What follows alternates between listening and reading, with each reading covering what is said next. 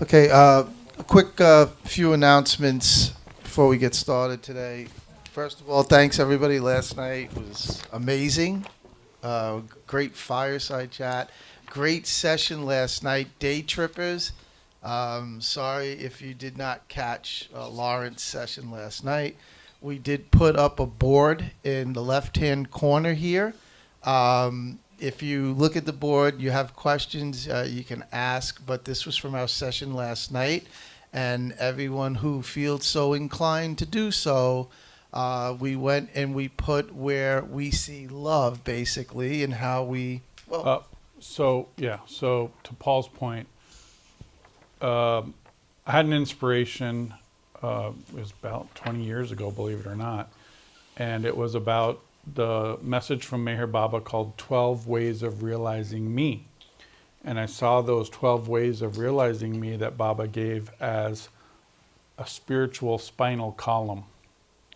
And that each way of realizing Baba and his message could be healthy in your life, it could be deficient, and it could be toxic. So, for example, in surrender, is the surrender healthy? Is the surrender deficient? Is the surrender toxic? And for each one, I saw that, and I was having this conversation with Alan Cohen, and he said, this is incredible, you need to write this up, you know? So I've been writing it up, and this one we did yesterday is about love. So the question is, in your experience, what does healthy love look and feel like? In your experience, what is a deficiency of love look and feel like? In your experience, what does toxic love look and feel like? So we have that up on the board in the corner. And can I make one more announcement? yeah, please. And for those who don't know, Meher Baba had an electric shaver. And he would shave meticulously, not his mustache. He always had a mustache, but he would shave his chin and his sides of his face. And that electric shaver is in the corner. You can see there's a portrait of Baba. It looks like he needs a shave in the corner. Underneath there is Meher Baba's electric shaver. It was given to me as a gift. There's two sides of hand sanitizer. Please use the hand sanitizer, then you can pick it up and play with it, do whatever you need to do. It's Baba's prasad that he's sharing that with you today. I need a shave. Oh, yeah. Okay, so a few. And if anybody new today wants to add something to that board, Well, that's what I was just going to say, Marvin. Yeah, feel free to continue. It's organic, right? Feel free to continue going up to the board. There's multiple colors, different pen inks, right? The markers disappeared. Does anybody know where the Sharpie markers disappeared to? I thought they were there. All right, well, I'll get them. We got to find them. I'll get them. So please feel free to go up and continue, right? Writing down things that come to you. This was a fantastic exercise last night. Day trippers, welcome 2024 Northeast Gathering for Meher Baba. I got eaten up last night because I said the great music of Rusty and Julie Rust. Real quick, a few announcements. We will be starting very promptly, right, after our lunch and free time sessions with our workshops. All right, we're going to start very promptly at 2 o'clock, and we're going to end very promptly at 3:15. We will have, Paula, right, we'll have directions I'll put out for where the workshops are, correct? And We'll tell you then. We'll tell you before lunch. before lunch. the first time in on meeting one, I would like to know ahead of time. I'd like to know. Okay. Okay, so please do tell. You ask so much. Geez, you really want to know where you're going to be? Yes, I did. Just be. No, so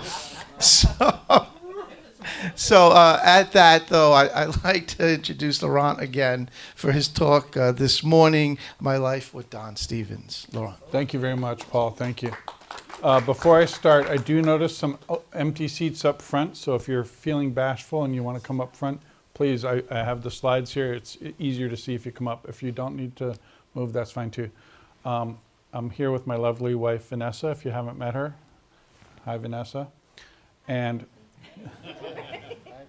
this is a great opportunity for me. Thank you so much. I did spend a lot of time with Don Stevens. And this morning, somebody asked me, who was Don Stevens? And I said, well, that's a great question because I'm going to talk about that at 10 o'clock. So come and see.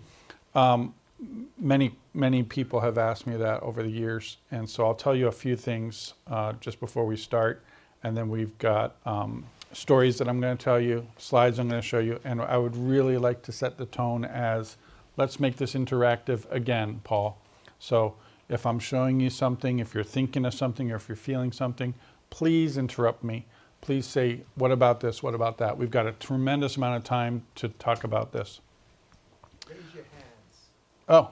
Oh, can you be the moderator of that? Because I might not always see what's going on. I've got a lot going on here. So thank you for having me. Again, thank you to the Northeast Gathering Committee for having me. When I started this journey with Don, it was not really my idea so much. It was more like an organic flow. So I want to start with that. What happened was I was in a process of writing a book. The book was called The Mirage Will Never Quench Your Thirst. It was a drug book about Baba's message about not using drugs. It's a long story. I'm not going to tell you the whole long story. I'm going to tell you the part about Don. When I was done writing the book, I was just about to go to press with Sherry R. Books in Myrtle Beach. And I thought, wait a second, I've got a story in this book about Don Stevens having a conversation with Mayor Baba about drugs. And Don's still alive. I should ask him, did I get the story right? Because I got the story out of Lord Mayor. I put it in the book. I thought, this is perfect. And I thought, I better ask him, right? He's still there. So I didn't know him. I wrote him an email. I said, Don, I've got this story of you and Baba talking about drugs. It seems like an important story. And I cut and pasted it into the email. And I said, is this what happened with you and Baba? Just, open-ended, see what happens. And he said, he wrote back like the next day. And he said, I'm so glad that you wrote to me. Most people don't take the time to validate these things and to ask. So I'm so glad you asked. And then he went line by line through the entire story and said, yes, this is what Baba said here, yes. He said, this line here, he might have said that to somebody, but he didn't say that to me. And then he would just correct and fix and all this. And then he said, you're missing a whole part of what Baba said to me. And I was so happy that he put this. He started typing. There's this whole long story. And the story was, he said, you see these young people who are trying to find God through using drugs. It's like they've been given a gift of a finely crafted Swiss pocket watch. And the tool they're using to try to get into it is a crowbar. And Don said, I knew exactly what Baba meant when he said that. It was so clear.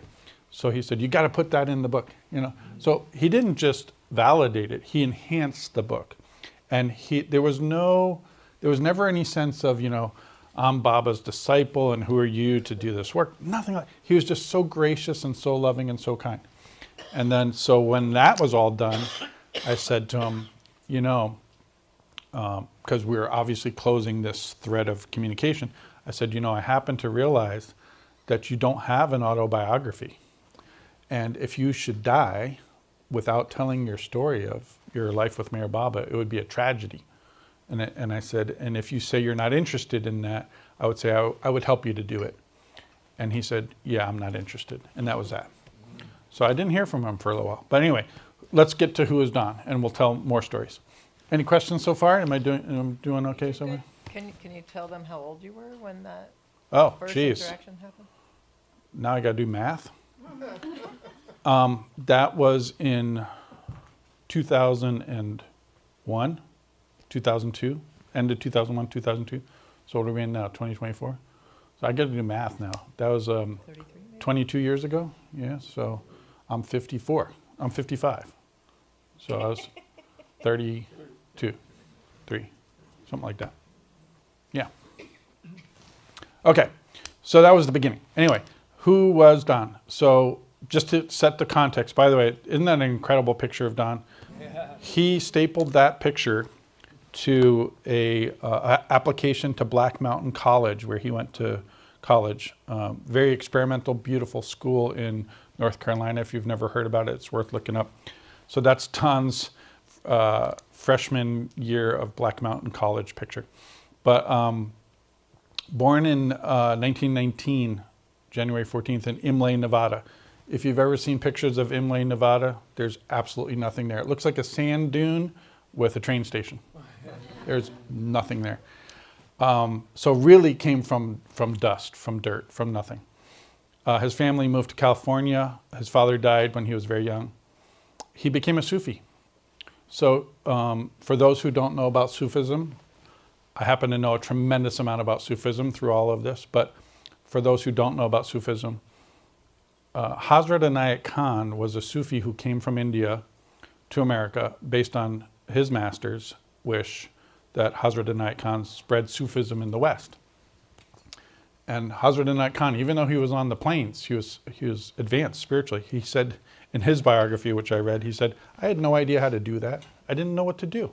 Can you imagine being on the 5th plane and still not knowing what to do? It makes me feel better, right? And he said, so I wanted to fulfill my master's wish. And so he said, I just played music. Wherever I went, I played music. It simplified the whole thing for him because that became the expression of Sufism, his music. And that's how he did his work. So anyway, Hazrat Inayat Khan came and started Sufism in the West.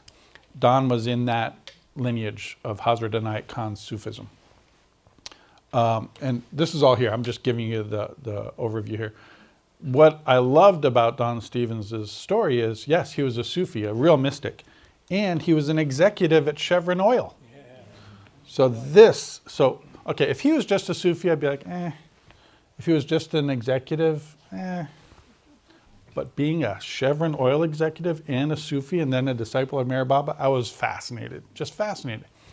Part of it was because I was trying to be an executive myself, working with Yaakov here in the IT field, which was taken off up and to the right, just booming.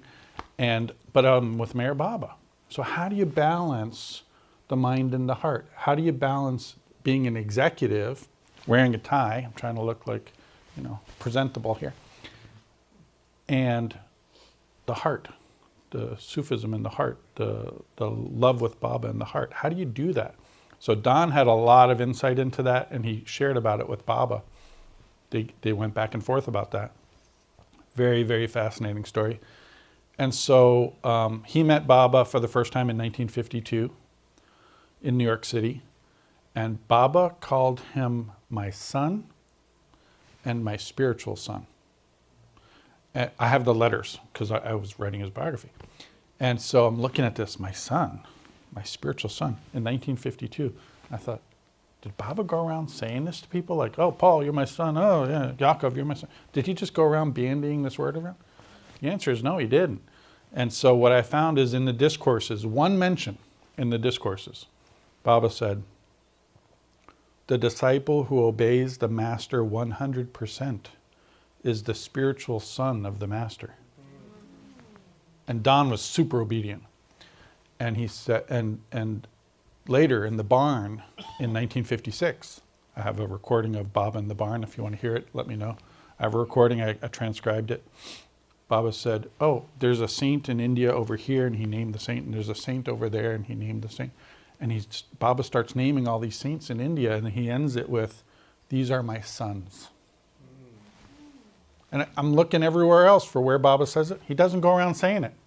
So I think he liked Don. Fair to say. So even though Don was a Sufi under Hazrat Inayat Khan, when he met Meher Baba in 1952, all that changed. Just completely changed. And he came under Baba's direct guidance. Was it an instant recognition, or did No. he say that, or did he? That's a great question. You ready for that story? Yeah. I love this question. So yes and no. When he met Baba in person, right? They met in person in 52. Something happened, and I can tell that instant what happened there. But he heard about Meher Baba in 1945, Oh, that's right. 7 years earlier, from his Sufi master, who was Murshida Rabia Martin. And what happened, this is a great question. So what happened was, Rabia Martin, who was the leader of Sufism in the West, she didn't have a master because Hazrat Inayat Khan had died. She didn't have a master. So she was looking for her new master, and she recognized Meher Baba. So she told her entire order, look, I got to tell you something. I'm now with Meher Baba. And so you all have 2 weeks, Paul, 2 weeks to make a decision. Stay with me under Meher Baba, or I'll release you from your vows in Sufism and you can go your own way. And Don said to me, Little Bear. He always called me Little Bear. He said, Little Bear, 2 weeks. Can you imagine? And in 1945, there was almost no literature available about Meher Baba. God Speaks hadn't been published. There was no discourses the way we have them like right now. So he went to his friend, Stuart Edward White, and he said, do you know about this Meher Baba? And Stuart Edward White had one book, Paul Brunton's book, A Search in Secret India. And Paul Brunton didn't like Baba. So he's writing these chapters about, well, I don't like Baba. He's silent and he sits in a cave and this and that. And Don said, that made it worse. And he said, and then Paul Brunton said he was silent. And he said, that was the dumbest thing I'd ever heard. Why would a spiritual master be silent? So in Don's mind, and he was always honest and frank like that. He really thought it was a dumb thing for a spiritual master to be silent. He wasn't playing around. He was like, why would you do that? None of it made sense to him. And so the 2 weeks didn't help at all. It made it worse. And before the 2 weeks was up, he went to Rabia Martin, who he loved and trusted. She was incredible. And he said, Rabia, and he laid all this out. Everything I just said. And she said, okay, Don, is that it? Are you done with what you wanted to share? And he said, yeah, I think so, yeah. And she said, well, then I have a question for you. And he said, what is it? She said, Don, how can the drop measure the ocean?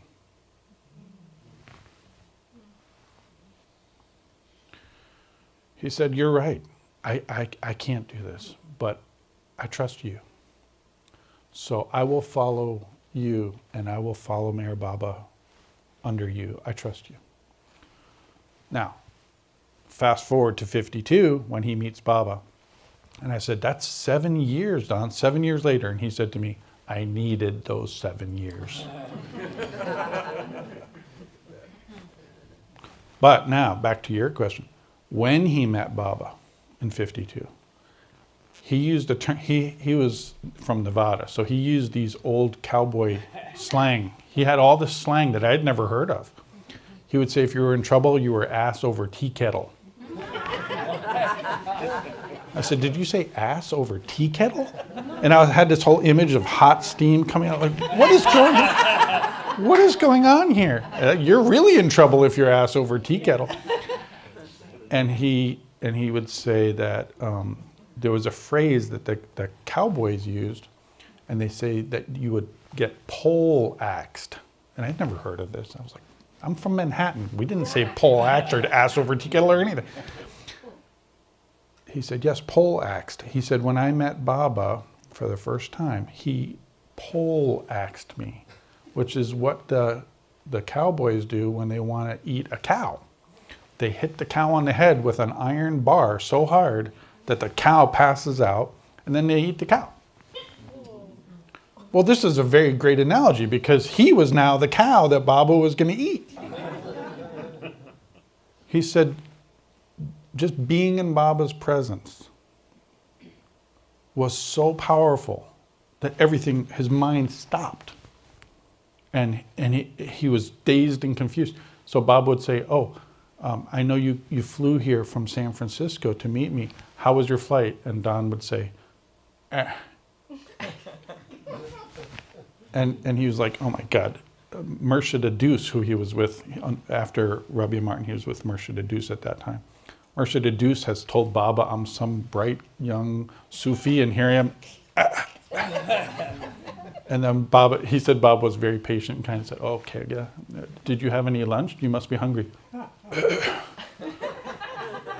Nothing would come out of his mouth. And he's like, what is wrong with me? And he was mortified. And Baba was just very, very kind and gracious. Oh, and he said one other thing. just rewind a minute. He said, when I entered the room where Baba was, he had had the accident in 52. So his leg was up in a cast, giant cast. And he said he entered the room and Murshid Deuce said, well, Baba, this is my boy Don. And Baba got up out of his chaise lounge. It was a giant chaise lounge. And he got up, and Don was, again, mortified. He was like, what's going on? And Baba wanted to get up to greet Don standing with a giant cast on. And Don was, I think that was part of the pole axe, as Baba wanted to be standing when he hugged Don for the first time. And Don said, no, Baba, please sit. And so Baba said to Ivy Deuce, your boy, Don, he's my boy, Don. He said, we've been together since the dawn of time. So this is the kind of, atmosphere that, this is from the very beginning, right?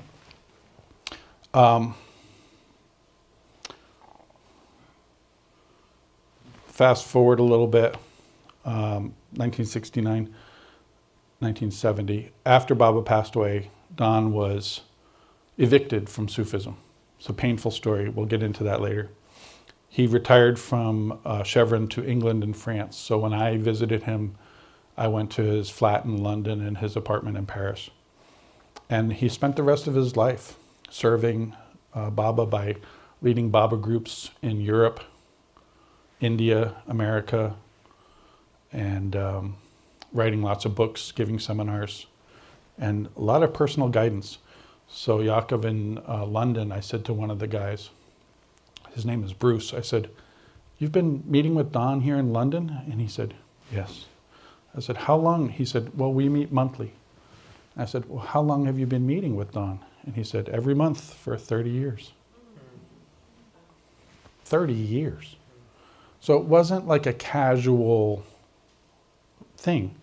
Don took these groups extremely seriously. He would be present. I was with him when he would meet with them. It wasn't like a chore. It was a spiritual joy, and the connection with these people was deep, deep. Okay, questions, or how am I doing here? Is it making sense? Of course. Yeah. We had met Don in 83 or so. We were living in Europe, and so we went to France, not Paris. Where were we? Somewhere. It doesn't matter. Outside, the suburbs. And we met him in one of these groups. Yeah. I was so young, and I didn't understand what I was meeting. Yeah. But it was really, still to this day, I remember the day very well. It's embedded in my brain. Yeah, Baba said so many things about Don. I'm going to try to tell you some of them. He said, Don will give love the way a philanthropist gives money. Very unusual things that Baba said about Don. There they are together in 1956 in New York City. There they are in Myrtle Beach. You see Don sitting next to, well, it looks like he's kind of squatting next to Baba. But there's Erich, looks like Fred, Winterfeld, and Don. Oh, lots of people were there, yeah. There's Baba at the beach in Myrtle Beach. He was making a sand sculpture. Somebody asked him, what are you making there, Baba? He said, the first man. Well, you're at the beach. You got to make something in the sand, right? You can see Don's got his camera. And one of the mandali's laughing his butt off there. He finds this all very funny. There's Erich holding the umbrella. Here, this picture tells a story to me. So, and there's a chapter in the book. I'll do a shameless plug right now for the biography I wrote of Don. There's a biography I wrote called An Almost Perfect Balance on the table there. It's Don's biography. And one of the chapters is this, what happened with Baba and Don in the barn. So imagine the barn in Myrtle Beach. If you've been there, you know what I'm talking about. It's as big as this room, maybe bigger, right? And Baba's got the place packed. It's packed. And he has Don sitting next to him. Don's not in the audience. He has Don sitting next to him, and he keeps asking Don to read out messages and explain to people Baba's message. And at one point, Baba says, "Wait, stop, Don. I didn't understand that. Explain that to me." But it's Baba's message. So Don said, "Baba, you don't understand your own message?" They were so casual, right?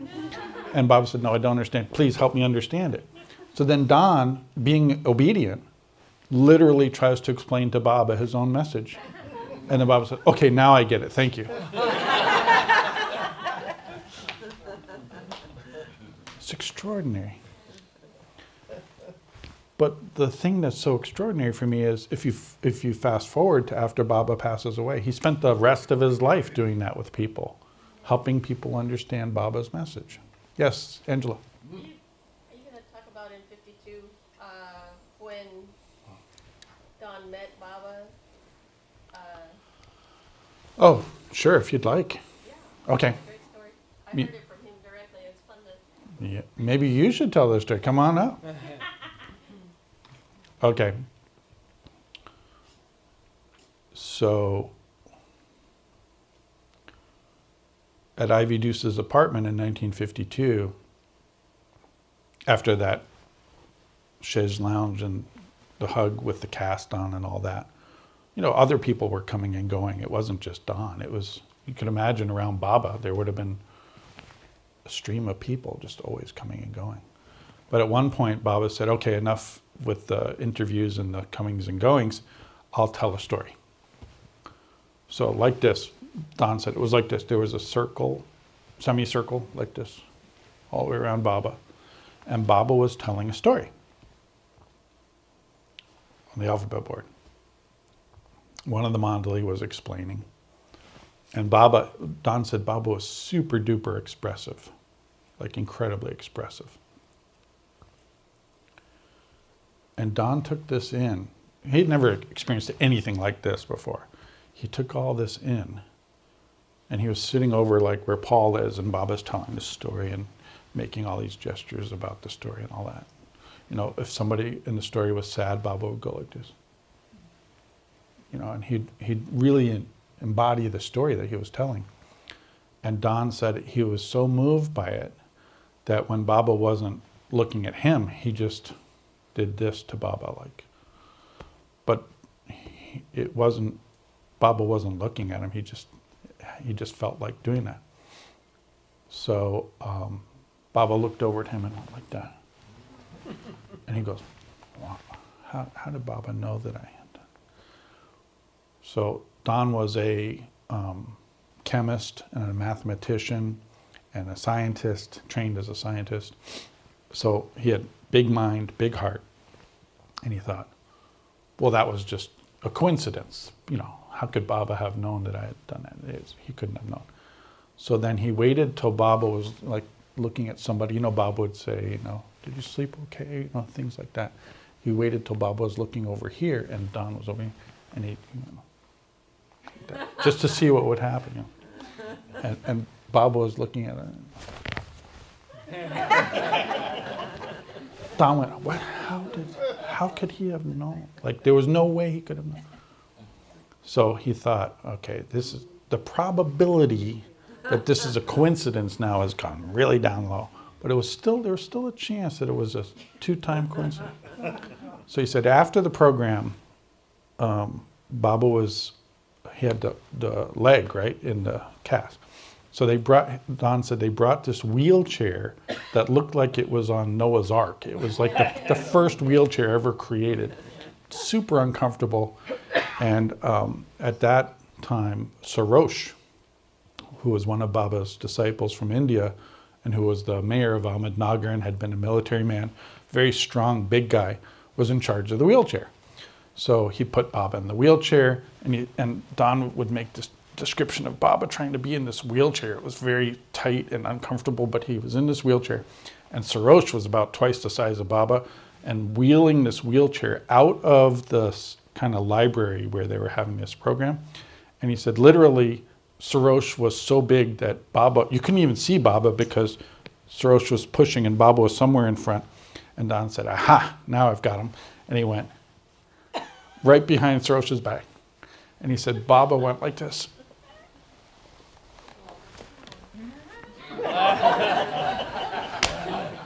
He said, that was it. That was it. There was absolutely no way that it was a coincidence anymore. So he knew somehow that Baba knew. But you know, the funny thing is, Baba has also said, it's your right to test the master. Everybody has the right to test the master. But once he passed the test, to continue to test is an insult. So that had sealed the deal for Don about, does Baba know or not? He knew Baba knew. Incredible. Let's see here. Yes? Since you said you don't mind interactive, I'm just gonna, Don't mind it, I love it. What do you mean? I don't mean to impose, but my coming to Baba story is very straightforward. You know, I found out about Baba, I learned more, and it just was like, you know, my imagery is like walking into a lake. You know, as you walk in, you just get in deeper and deeper, and now you're in over your head. But in the past tense, like when I look back at the trail of crumbs that Baba left me, that's when things really were like, wow, Baba had planned this whole trap, right? So I'm like that bird in the net, you know. You remember that image? Baba Yeah. leaves trail of bread. So one of the breadcrumbs that I discovered later is that when I went to acupuncture school, I was looking for this part-time job, and this guy, he had an uptown address. It was 33 West 67th. I went there, interviewed the guy. He was up in the penthouse, and it was all lovely and easygoing guy, very flexible hours, blah blah blah. And then Darwin Shaw's book comes out, and Darwin Shaw lists exact addresses. And guess what? Ivy Deuce's apartment was the third floor of 33 West 67th. Nice. And I'd been working upstairs, going up that elevator, and I know why that wheelchair was so small. To get in the elevator. That elevator was so small, and it's still, when I was working there, was still run by a guy who had operated. So there had to be a person and a Yep. wheelchair and someone to push a wheelchair, so that Yep. wheelchair had to be small. It was like some sort of Civil War wheelchair. It was like Yep. the tiniest little, That's right. but the amazing thing, right? One of those breadcrumbs. So Love it. the other part of this, I'm just going to tell real quick, is that because this boss of mine was using me for other personal projects, like a family tree thing, he invited me to the family reunion, so I got to see this apartment. His was first floor, clear story second, and Ivy Deuce's would have been the third and fourth. Nice. Like the building was small, the whole floor was an apartment with 2 stories. I mean, very chic, very nice, very nice. So that's the setting is Yes. that the bottom would have been that library that you're talking about, Yes. and then there would have been an upstairs. Yes. I remember when Don told the story that he was so moved, he kind of retreated upstairs. And then when he came downstairs, everyone was already all around Baba. Yep. And he was sort of dismissed. He didn't know what to do, so he sort of crawled in and sat kind of behind Baba so he wouldn't. And that's when all that happened. He was like, he wasn't sure he was even supposed to be there, and he's doing this thing and testing Baba. It was day one. Day one. Well, here's 1962, East-West Gathering. The story I love about this is you can see Baba giving darshan. If you saw the picture from behind Baba ever, there's like 1,000 or 5,000 or 10,000 people. I don't know how many thousands of people. So, but look who's with Baba. Behind Baba's Erich, to the side of Baba's Don, and then Baba's brother, Baram, is making a film of this.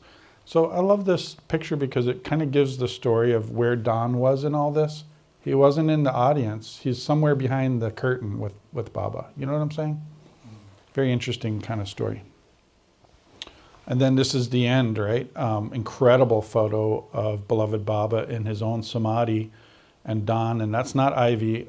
That's Delia de Leon from London. Don was one of the first people to make it to Mehrabad after Baba passed away. And there they are together.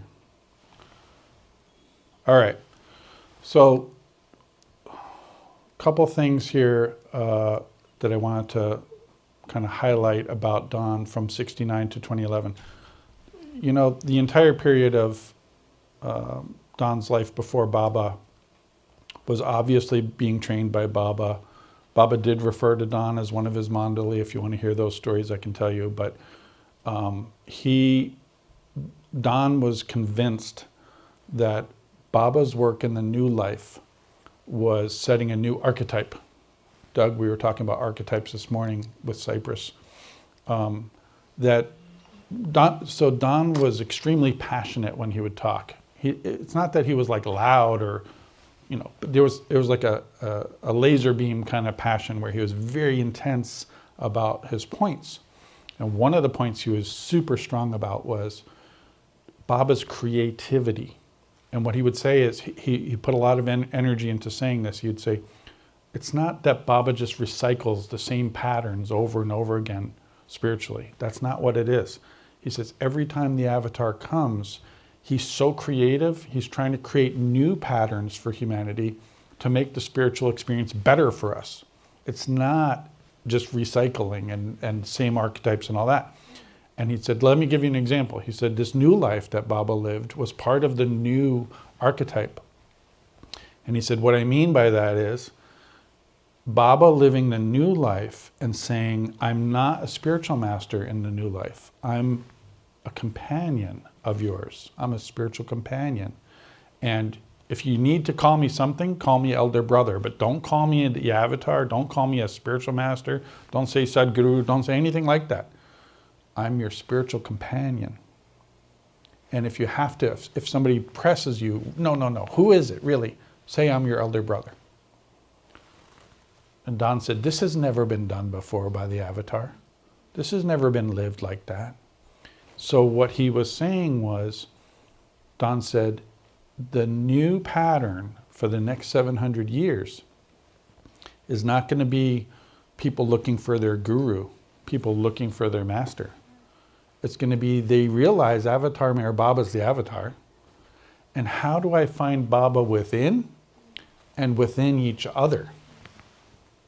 Because Baba's in Paul, Baba's in Vanessa, Baba's in Robert, Baba's in Shilpa.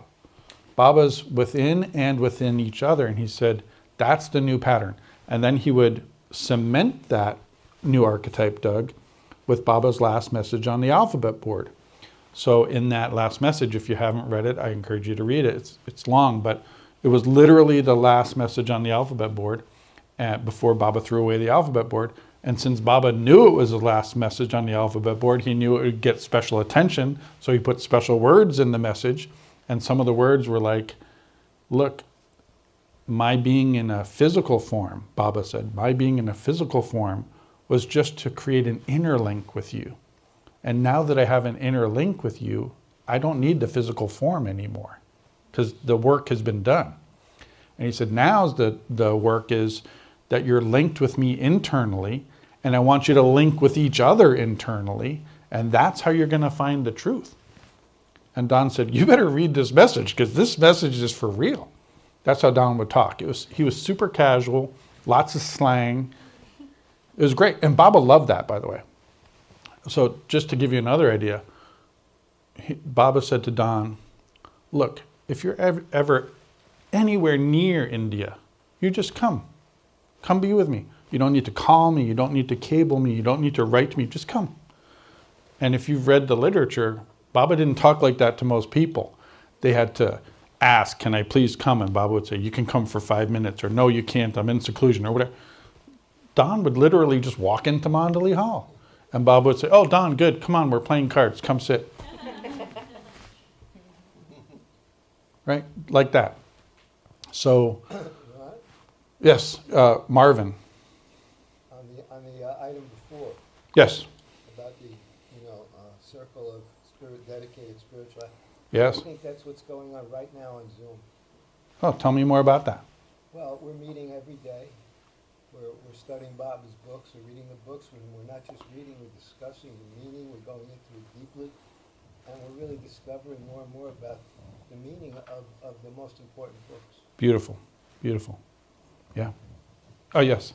Last night we were talking about you, and all of us were talking about how to love God, and that's probably one of the most difficult things is to see Baba in everyone.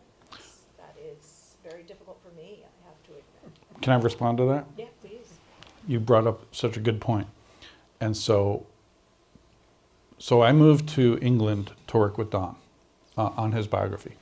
I asked my family, and Yaakov was part of this. I was working for Yaakov at the time, and I said to him, I need to quit my job and move to England to work with Don Stevens. I can't work with you anymore. And Yaakov said, don't quit, just start our office in London. This is a true story. He's right here. And I said, really? And he said, yeah, I'll help you with that. So he sponsored my work visa so I could live in England to work with Don. That's exactly what happened. So it was amazing. It was like Baba just turned the key through Yaakov. That was 2003. And so I moved to England literally to work with Don in his biography. And so he said, okay, I could come to meet with him at his London flat for dinner. So many stories around that one night. But one of the things that happened was he said, Don loved to ask questions. And he said, and this is before he started calling me Little Bear because it was like day one. He said, well, Laurent, how do you approach your spiritual life with Baba? And I said, well, how do you approach your spiritual life with Baba? I want to hear that. But he asked me first, so that's fair. I said, well, I guess I try to find Baba in everyone I meet. I try to look for Baba, and it's not easy. I try to overlook or, not take too seriously their impressions, their karma, their ego. I try to go deeper and find the Baba within them. And he said, oh, I can never do that. And I said, well, how do you do it? And he said, I just try to bring as much love as I can to every interaction I have with people. I said, well, it's kind of similar, isn't it? He said, it is kind of similar. So I think I'm leaning more towards Don's approach now because it is really hard. It's really hard, right? But yeah, great comment. All right, so I told you about a mirage will never quench your thirst already, how that went. And then, okay, why Don? Something happened. I just found out something very interesting. This week is Bisexual Awareness Week. I had no idea, but I stumbled upon it and I thought, that's so weird because Don was bisexual. Now, there's a whole story around this. First of all, he was in the closet.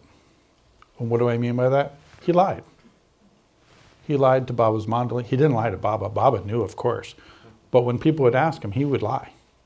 Now, keep in mind, this was 1945, and then in the 50s.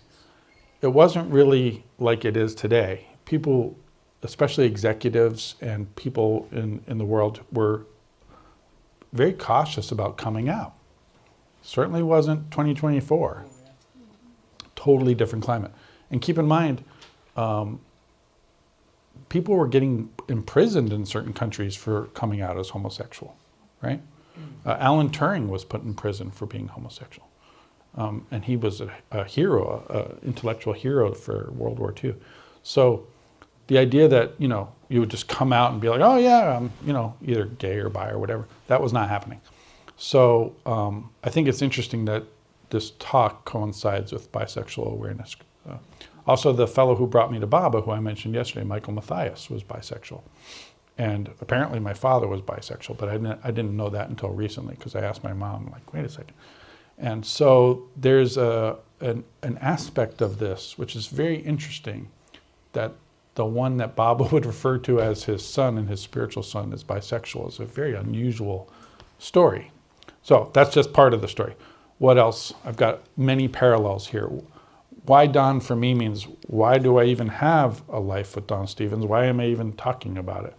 Well, he had a universality of love. And Vanessa and I talked about this. All forms of God, all forms of love. There wasn't a sense of a lot of boundaries, in the sense that if somebody came to him who was Christian or Buddhist or Hindu or atheist, he didn't seem to care. He just loved them, and he would talk to them and encourage them regardless of their background or their belief. Likewise with homosexuals, bisexuals, asexuals, straight people, it didn't matter. And he would say, if he was pressed on it, he would say, well, I love people. Does that make me bisexual? Like he was confused, I think, by the buckets and categories and labels and all. He just like, what is going on here? Yeah.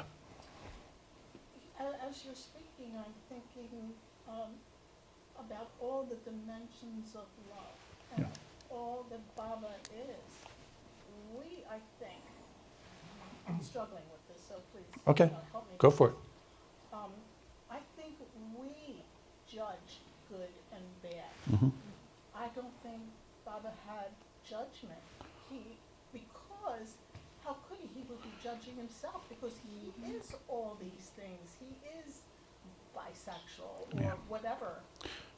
So that's a great point. So to further that point, one of the things, back to the library where Baba embraced Don with standing up with the cast on and all that and said, "This is my boy Don." The very few things Don has said about that meeting, because he met Baba for the first time, there was all sorts of stuff going on.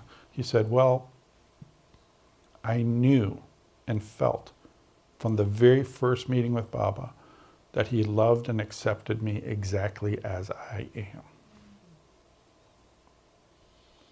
He had no doubt about that experience. It was complete and total acceptance.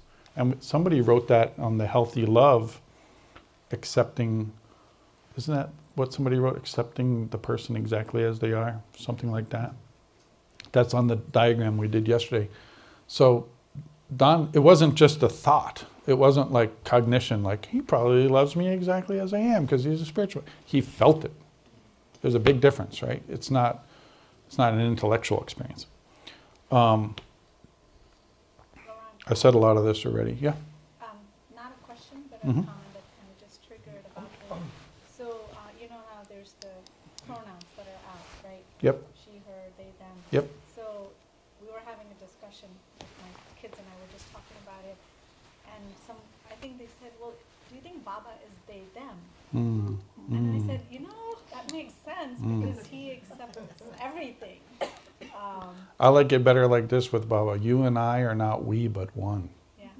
And that oneness obviously embraces all of the pronouns, right? Because, and I talk to people about this, they get confused and I say, unity is great, right? All this kind of understanding and acceptance, that's all great, but there's still separation in that.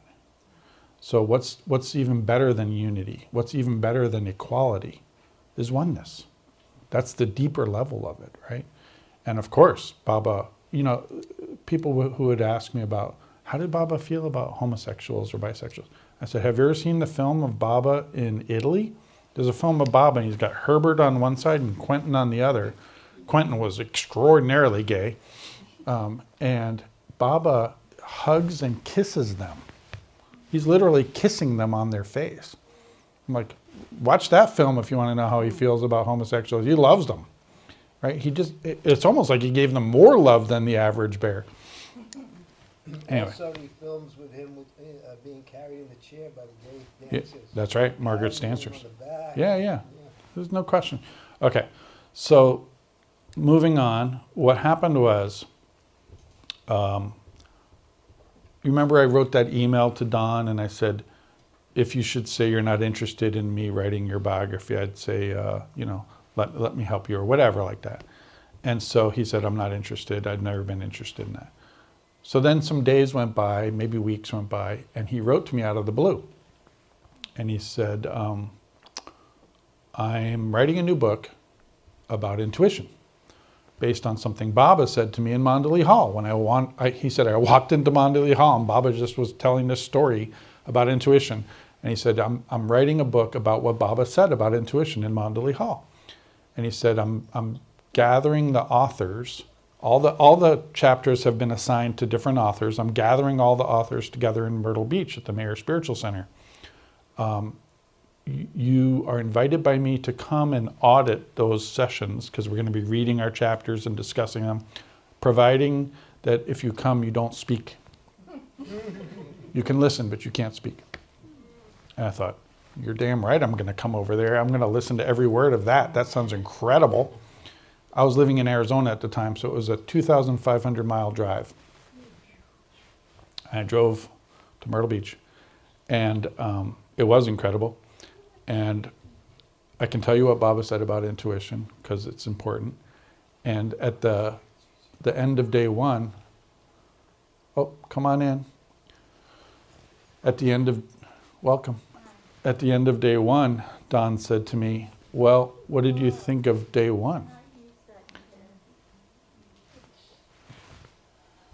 Don said to me, well, what did you think of day one of those chapters and all the discussions around intuition? I said, well, since you told me I couldn't speak, I was just taking notes because it was so important. I've got all my notes. Do you want to talk about that? And he said, sure. So he invited me to his cabin, and his boyfriend Claude was cooking dinner in the cabin. And Don and I sat and talked about my notes. And he said, well, I guess it's time for dinner, so I'm going to have dinner with Claude, but thank you for coming over and talking to me. And every day was the same thing. We'd have these sessions around intuition. And then at the end of the day, he'd say, well, what did you think of that? And I'd say, well, I've got more notes. Do you want to hear more? And he said, yes, I do. So I went to his cabin second time. And after the third time of that, at the next intuition gathering with the authors, he said, well, Laurent's going to be authoring a chapter in the book now. He didn't ask me. And this was Don's way. He wasn't an asker. He was a teller. He was like a directive type of person. He would direct, or like a conductor, you know. It was more like, and now you know, and then you'd have to play your instrument. It was kind of like that. So I was like, I am? And then he told me what chapter I was going to write and the title of it. I hated the title, by the way. It was a terrible subject, but I did it. Well, tell us. Oh. Major sources for intuition. I was like, I don't even know what that means. What is he talking about?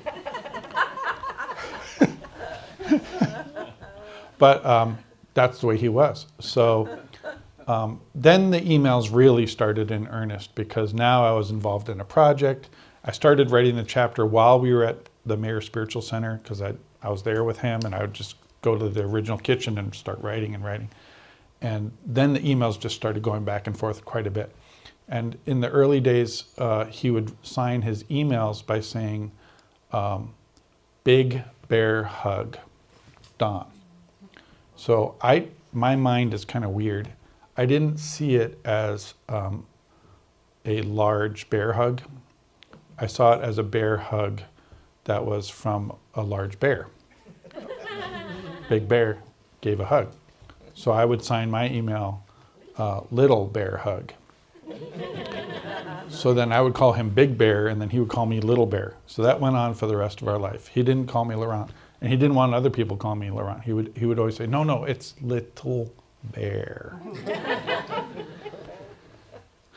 So what Baba had said in Mandali Hall is very important. He said, you see, every time the avatar comes, the avatar gives a gift to humanity. And Baba explained the gift of Zarathustra, the gift of Rama, the gift of Krishna, the gift of Buddha, the gift of Muhammad. Peace be upon him and his family. And Baba would explain all these avatar gifts. And he said, as Meher Baba, my gift to humanity is that of intuition. He said, it doesn't mean that there wasn't intuition before the gift, of course. It doesn't mean that people will stop using their logic and their reason.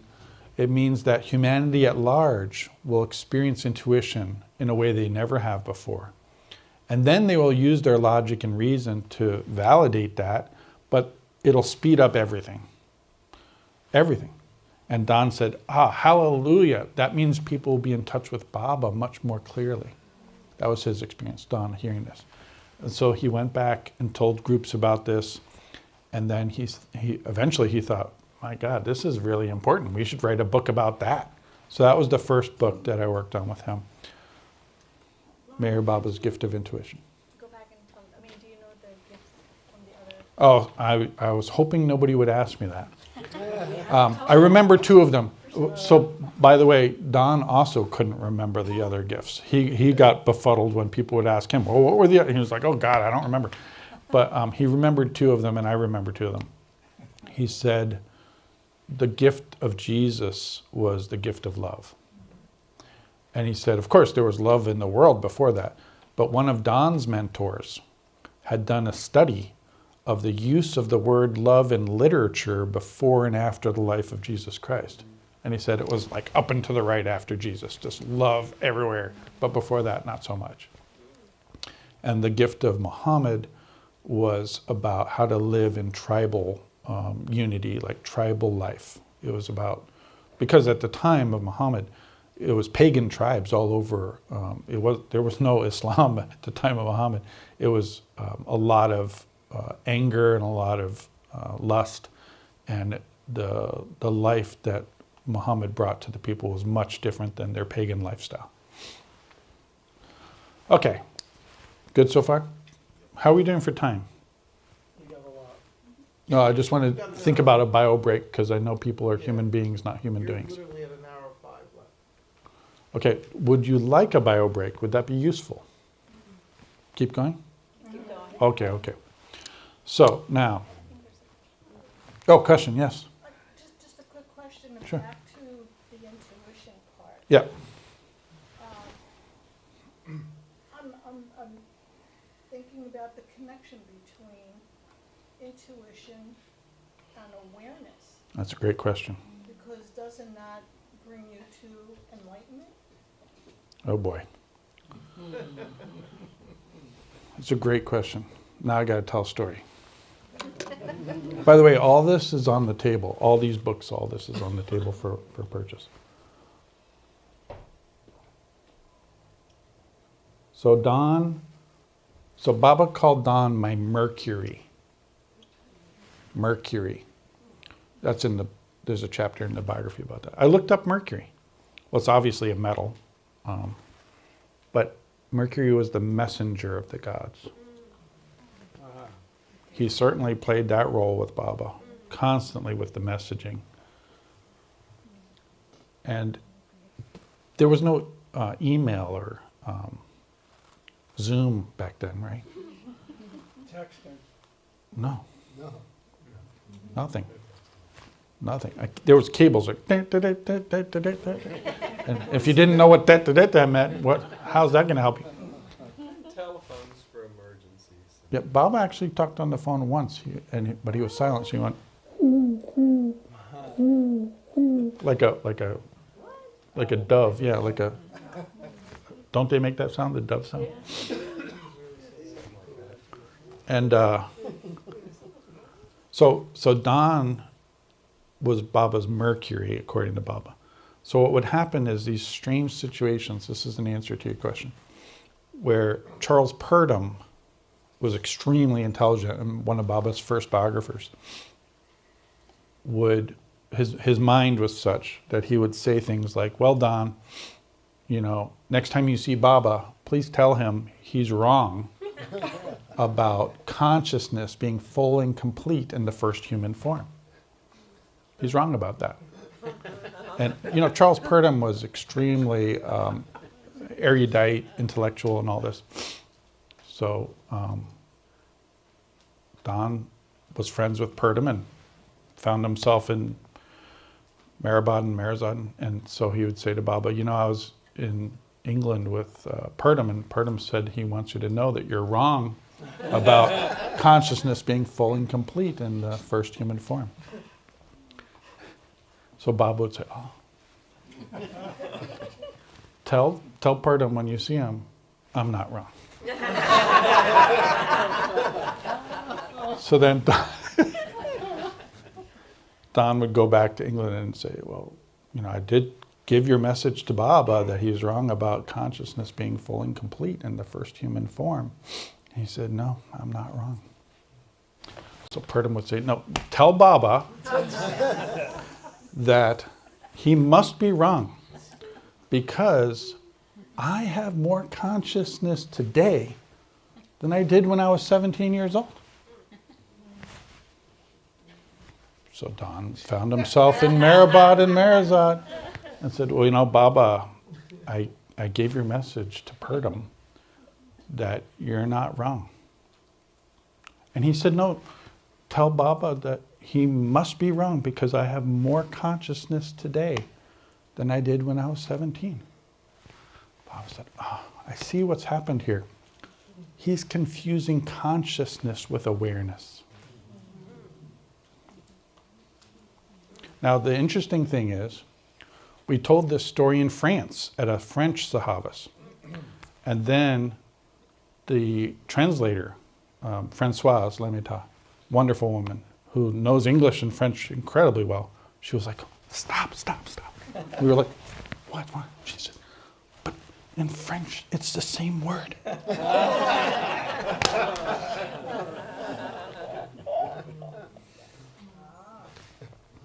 It's so interesting, isn't it? Yeah. These subtleties. You have a subtlety because if we take Baba's, hammer on Purdom as this is the way it is, and consciousness is full and complete when you're a human, but it's the awareness that's changing. The awareness of the subtle world, the awareness of the mental world, and then the awareness of your own self as the divine beloved. You become one with the beloved. That's the awareness, but my God, what a story.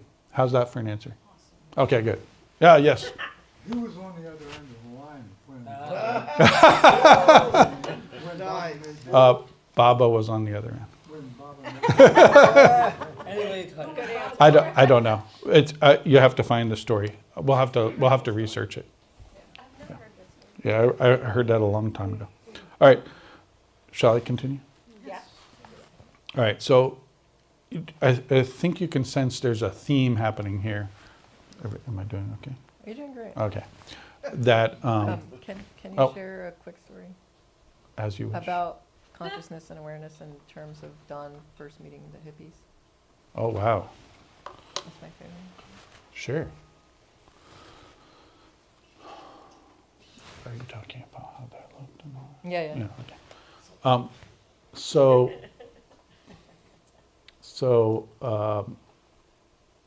Don was promoted in Sufism to becoming a caliph. It's not the Murshida or the Murshid. It's like a lieutenant. That's the same as a preceptor? Or is that different? That's an English word for it. Caliph is the Sufi word for it. And so he had a prominent position in Sufism. He created Sufism Reoriented with Baba and Ivy. The three of them created it based on the original seeds of Hazrat Inayat Khan, but Baba basically threw out a lot of it and redid it. And in any case, it was active and thriving in San Francisco at the time that the hippies came. I was born in '68, so you guys know more about hippies than I do, but apparently they came. And they came to Sufism Reoriented asking about Mayor Baba and Hazrat Inayat Khan. Well, apparently Ivy Deuce, who was, married to Terry Deuce, and Terry was an oil executive and Ivy was whatever she was, they had no idea what to say to the hippies. So they called Don.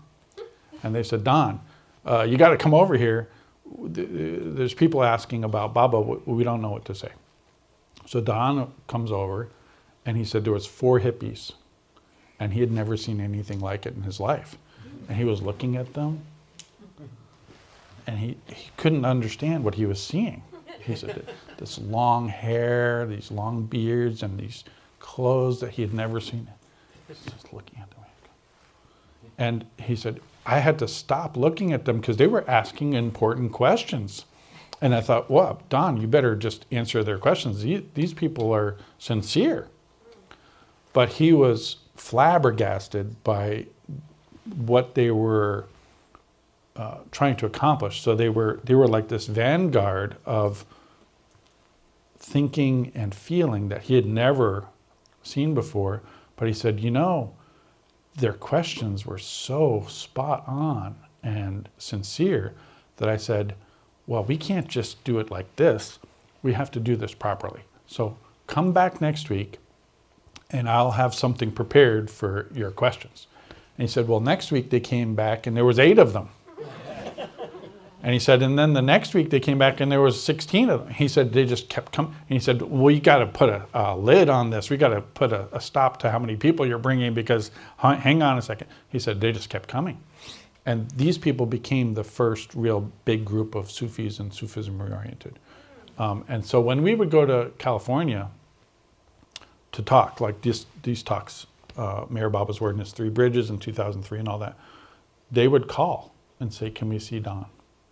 Now, they weren't supposed to because they had their murshid and they had their rules and their regulations, but they did it anyway. They were just like, oh, if Don's in town, we're going to see Don. So they'd come over, these old hippies. They didn't look like hippies anymore, but they were the first people who came to Sufism. Do we know who was in that group of 4 or 8? Yep, and I'm going to make you buy the Mayor Baba's Word in His 3 Bridges to find out. I've got it. He put all that in there. Yeah, their names are in there. Bob Royton was one of them, but there's a bunch of names in there. And I contacted them. So when I was researching for Don's book, I would call them up. And they would call me, actually, both, for various reasons. And I would say, can I interview you about what it was like back then?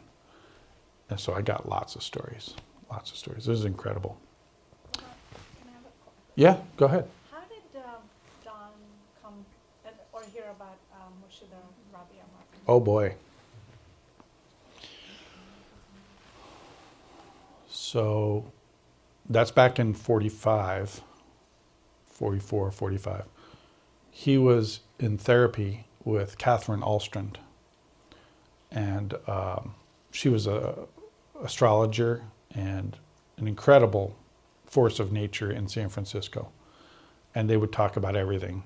And he was seeking spiritual paths. So he was exploring various spiritual paths. And he was also psychic. I don't know if you know that. No, I didn't know that. Yeah, so he was exploring psychic power. And, you know, as a scientist would, he was trained as a scientist. So, you know, what happens if I do this? What happens if I do that? What is this path? What is that path?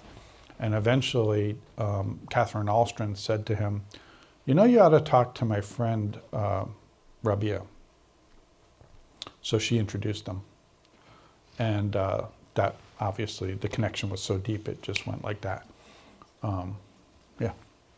Okay, so back to 2003. What happened was Don wanted to share things that Baba told him to share about. So Baba gave Don certain mandates or instructions about what to share.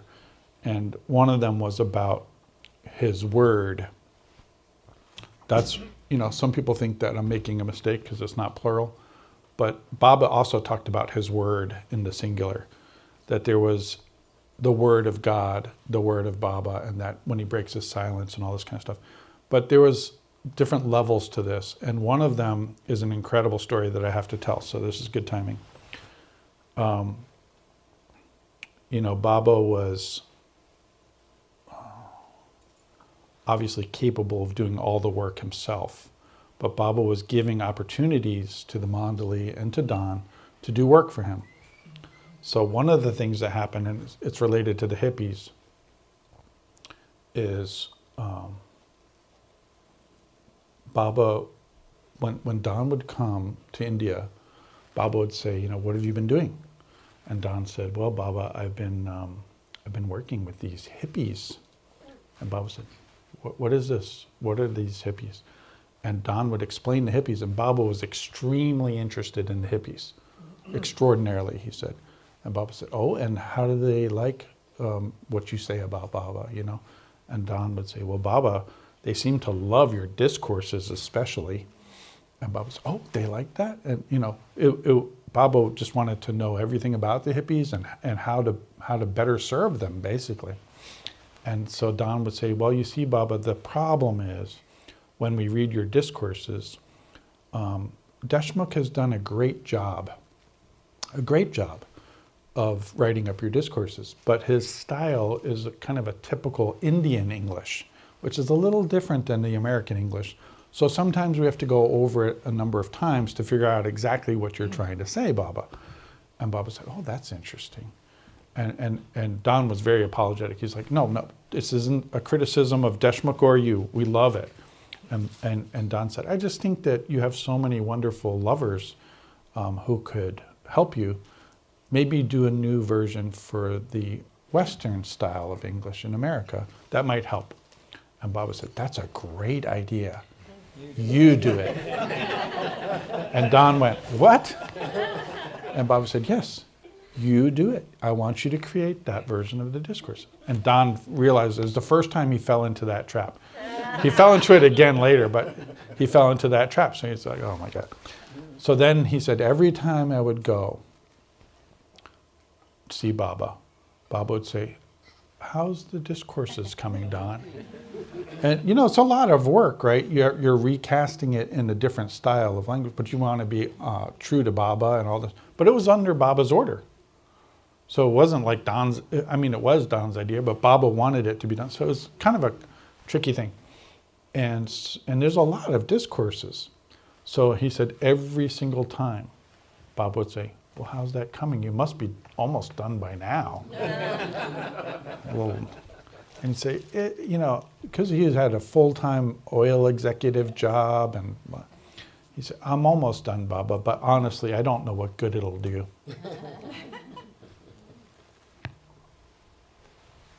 He said, Baba looked at him and said, what do you mean by that? That was the kind of language he used. What do you mean by that, Don? And Don was like, oh, God. And so he would tell me his inner dialogue. He would say, well, now I've gone halfway into it. I can't just abandon it. I have to tell Baba what I mean. And Baba wanted him to be honest. It was also part of the Sufism is you have to be 100% honest. Strive for 100% honesty. So he said, I knew I had to commit to this and just tell him what I mean.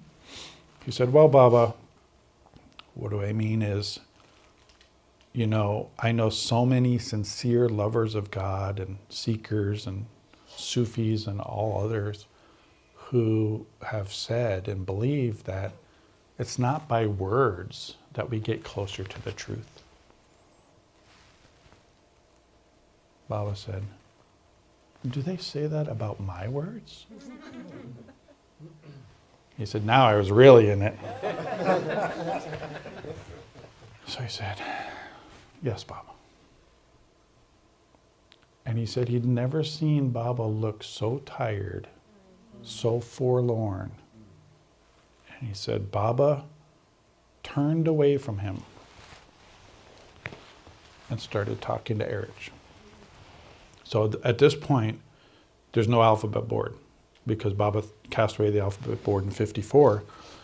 And so now it was gestures, all kinds of gestures. And Don said, this went on for quite a while, this gestures. And he said, Baba wouldn't look at me. He was just focused on Erich. And he was apparently not so pleased. So after some time, Don said, Erich said, well, Don, apparently what you've said here is quite important to Baba. And he said, even I am having a difficult time understanding exactly what Baba wants me to tell you about this. But here's the best that I can do. And Baba's sitting right there, right? So, and Baba's not looking happy. And Erich said, Don, Baba wants you to know that when he gives out his words in the manner that he's explained to you before, such as God speaks and other words that he works with the mandali and he gives his extreme attention to, he attaches to those words something like an atom bomb of spiritual energy, so that the aspirant who works with these words benefits immeasurably spiritually and receives the benefit of that energy. And it's your job, Don, to tell the world and the Baba community what he's told you today. It's your job. And he said, Don said, Baba really pointed at him when Erich said that. So he got that charge. And he spent the rest of his life telling people this. So that's what this seminar was. It was that and a bunch of other stuff that Baba said to him. But we went around. Those are the ones I did, those 9. I went with Don. But he did more than that. Those are the ones I had a full-time job myself. So it was rough. But we did it, and incredible things happened. Good story? Yeah. Very good. Yeah. Are a lot of these presentations, are they on YouTube possibly to view? No? No, because it was so personal. So only one of them, I didn't ask, because if you ask, somebody might say no. I recorded with an audio recording, and that became this book.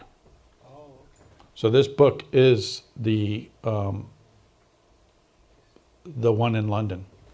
So the first one we did in London, I recorded and turned into a book. The transcript is in the book. So if you want a sense of what it was like, read that book.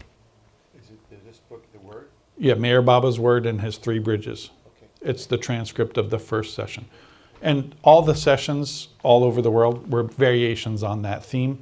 I mean, they're not going to be exact, but it was basically the same agenda. And I'll tell one more that's kind of related. Oh, did I see a hand up?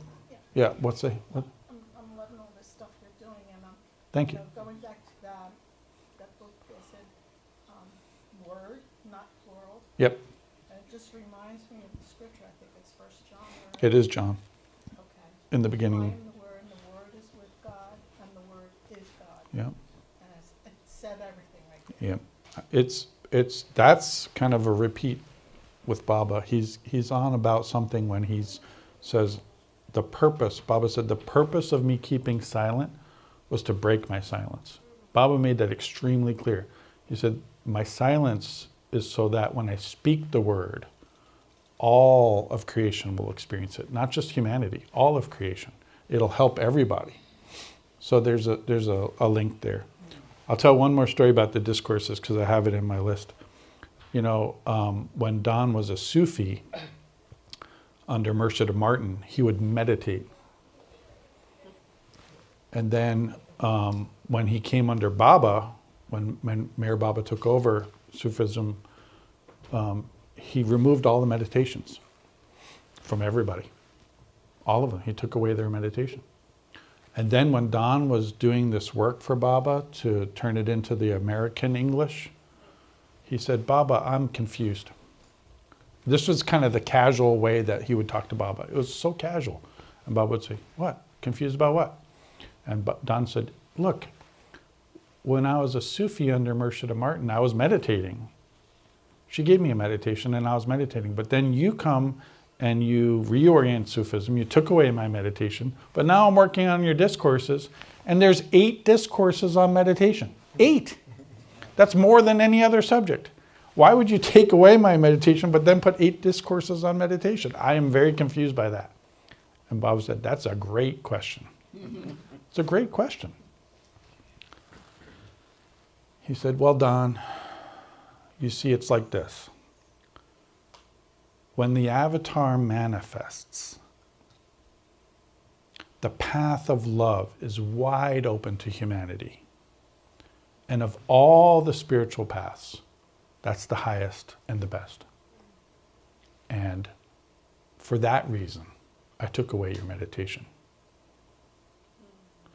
But a time will come when the path of love will narrow and only heroes on the path will walk the path of love.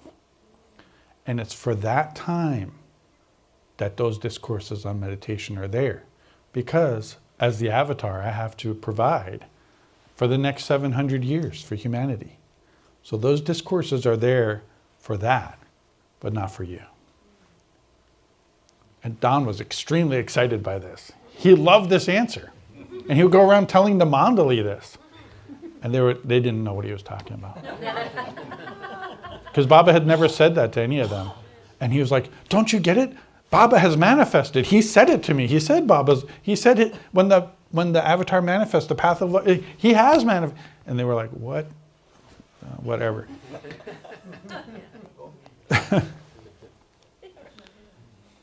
So, Yep. in Don's mind, was already Yes. Absolutely 100% he told me that. He had no doubt about it. Oh, the question was, in Don's mind, Baba had manifested. And there was no question about that. But of course, everybody has their own thoughts and feelings about that and whatever. So Lauren, just to clarify what you said Oh, earlier. yes. So Baba told Don that, I mean, the meditation part, that it wasn't for him and it was just the path of love. So is that And not just for Don. for all humanity? He said, now, the time now is the path of love with Baba, right? Because he's here. He's manifest. This is the time of the path of love. And like, for example, I don't know if you know this, Hazrat Inayat Khan's son, Pir Vilayat, went to see Mayor Baba. He was brought by Philip Dupuy. That's also in the book. And he wasn't invited by Baba. Philip Dupuy brought Pir Vilayat to Baba. So now Pir Vilayat's standing in front of Baba, and he's a master. Pir Vilayat's a master, and Mayor Baba's a master. It was very awkward. It was very awkward. And Pir Vilayat said, my master asked me to meditate in your presence. And Baba said, why? That's what he said. Why? You see? Because when you're with the master, there's no need to meditate in the presence of the master. It's missing the whole point. It's like, yeah, being with Baba is the point, right? Loving Baba is the point. Like meditating in the presence, Baba just said, why? And I think also, I forget which Mandali talks, even Eric said, right, it's like meditation is not necessarily important. Or not important, but It will be more. See, that's the thing I think is important is, there's nothing wrong with it. Oh, so the last part was, Baba said, when that path of love narrows like that, of the other paths, meditation is one of the best, right? He didn't invalidate it. He was just trying to show that while he's on earth and while he's manifesting, that's the path of love is where it's at. You see? So, is it clear? People want to pin the tail on the donkey. I can't do that. It's interesting, however, that meditation was a fundamental part of Sufism reoriented. I mean, that's one of their... But they didn't have Mayor Baba either. So Baba took away the meditation when he reoriented Sufism. Yeah. What happened to Pir Vilayat's experience? What happened after that? Baba said to him, to Pir Vilayat, master yourself before you become a master of others. He didn't like that. They didn't like each other, is what it comes down to. They didn't like each other. Baba loved him, but he didn't like him. It's a pretty sick burn now. Now, if you read, that chapter's in there, if you read it, it's kind of like you're cringing. You're like, oh. And Baba said to Philip Dupuy, why did you bring him? It was like that. It was like super awkward, you know? No, so I have to say something. This is important because Yaakov's laugh reminded me of this.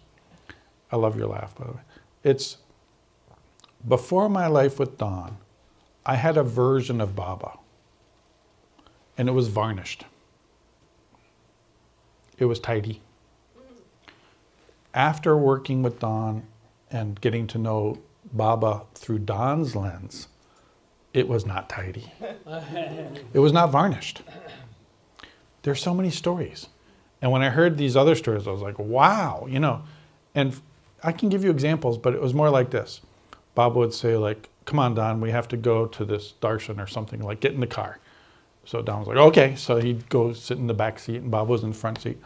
And then as they're driving along, you know, Baba's in the front always, not driving. There's a driver, and Don's in the back. And then he said Baba would just reach back and hold Don's hand. Oh. And then, you know, go back. There was no word spoken. And Don said, I had never had any experience like that. Because he was a grown man.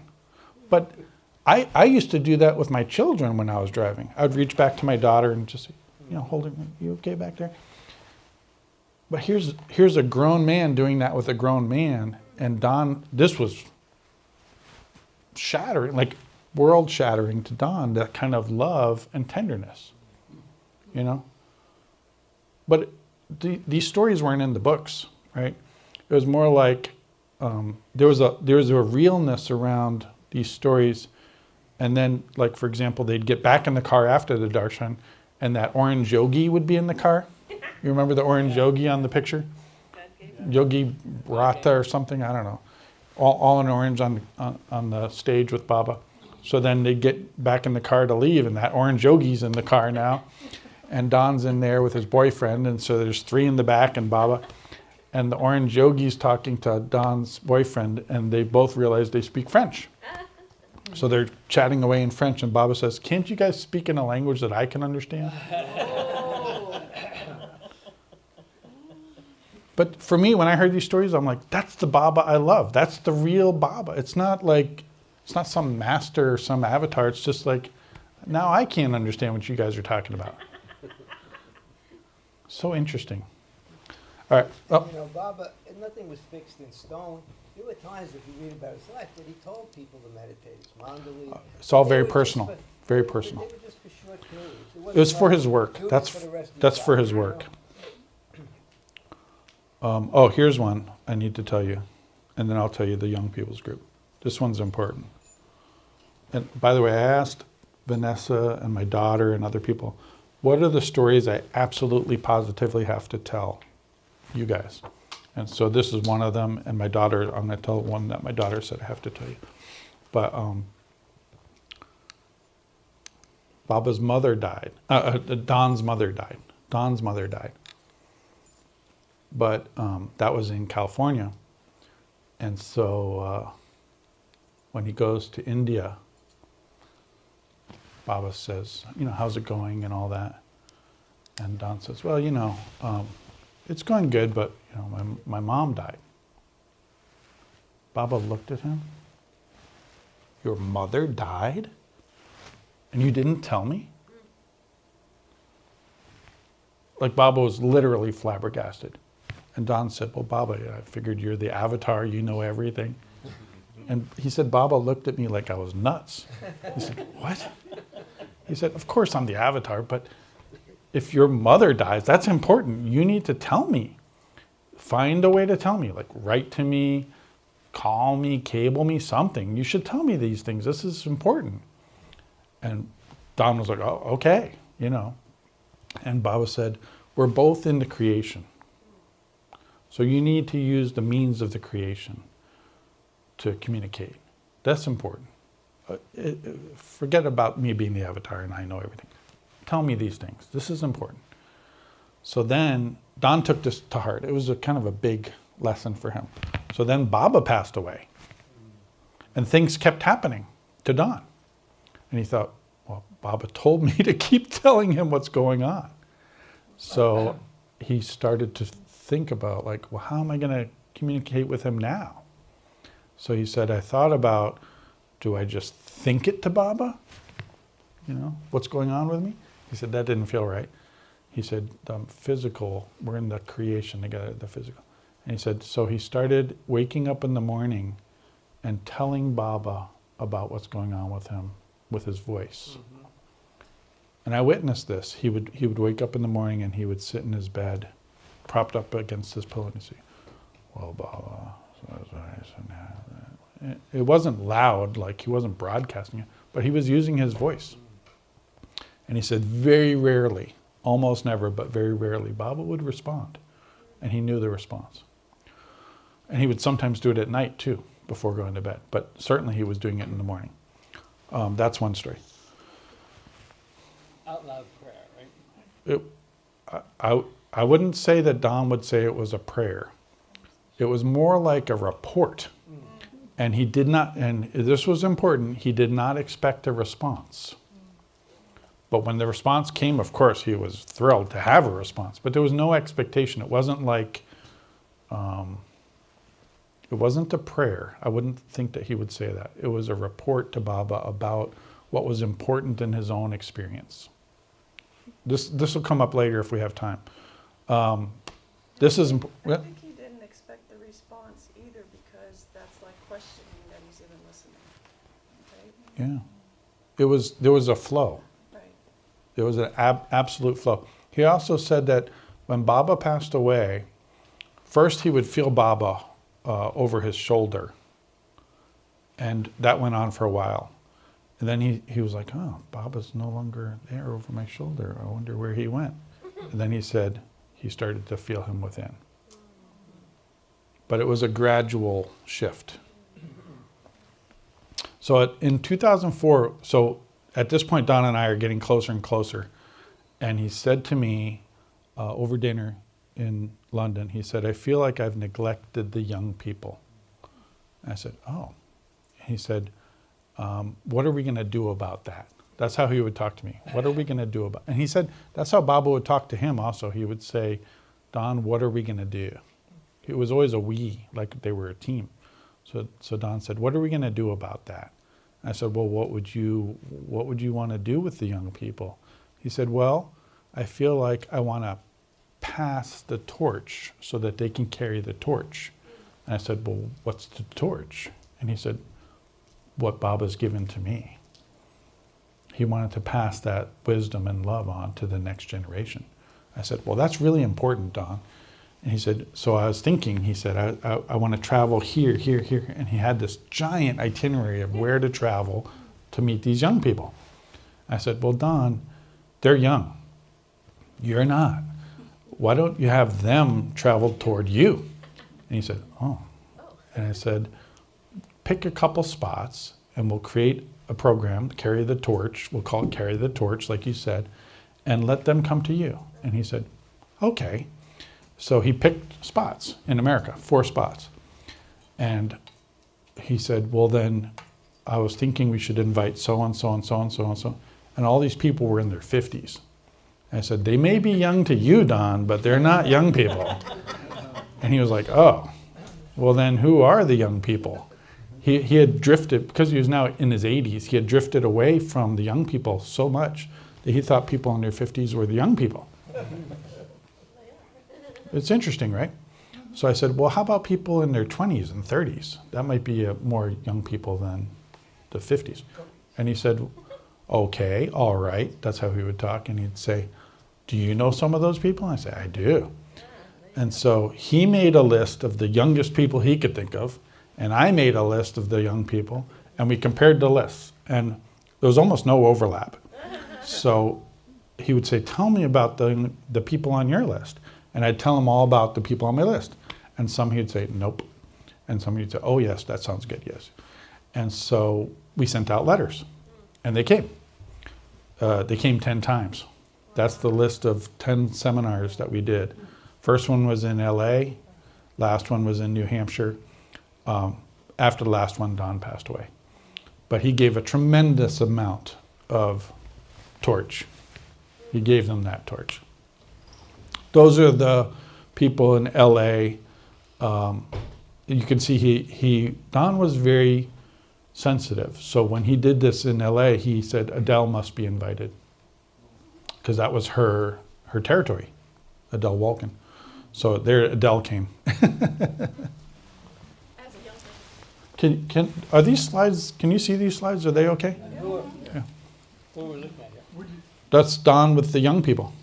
We're not young anymore. That's in 2004. Yeah, that's right. Read the title.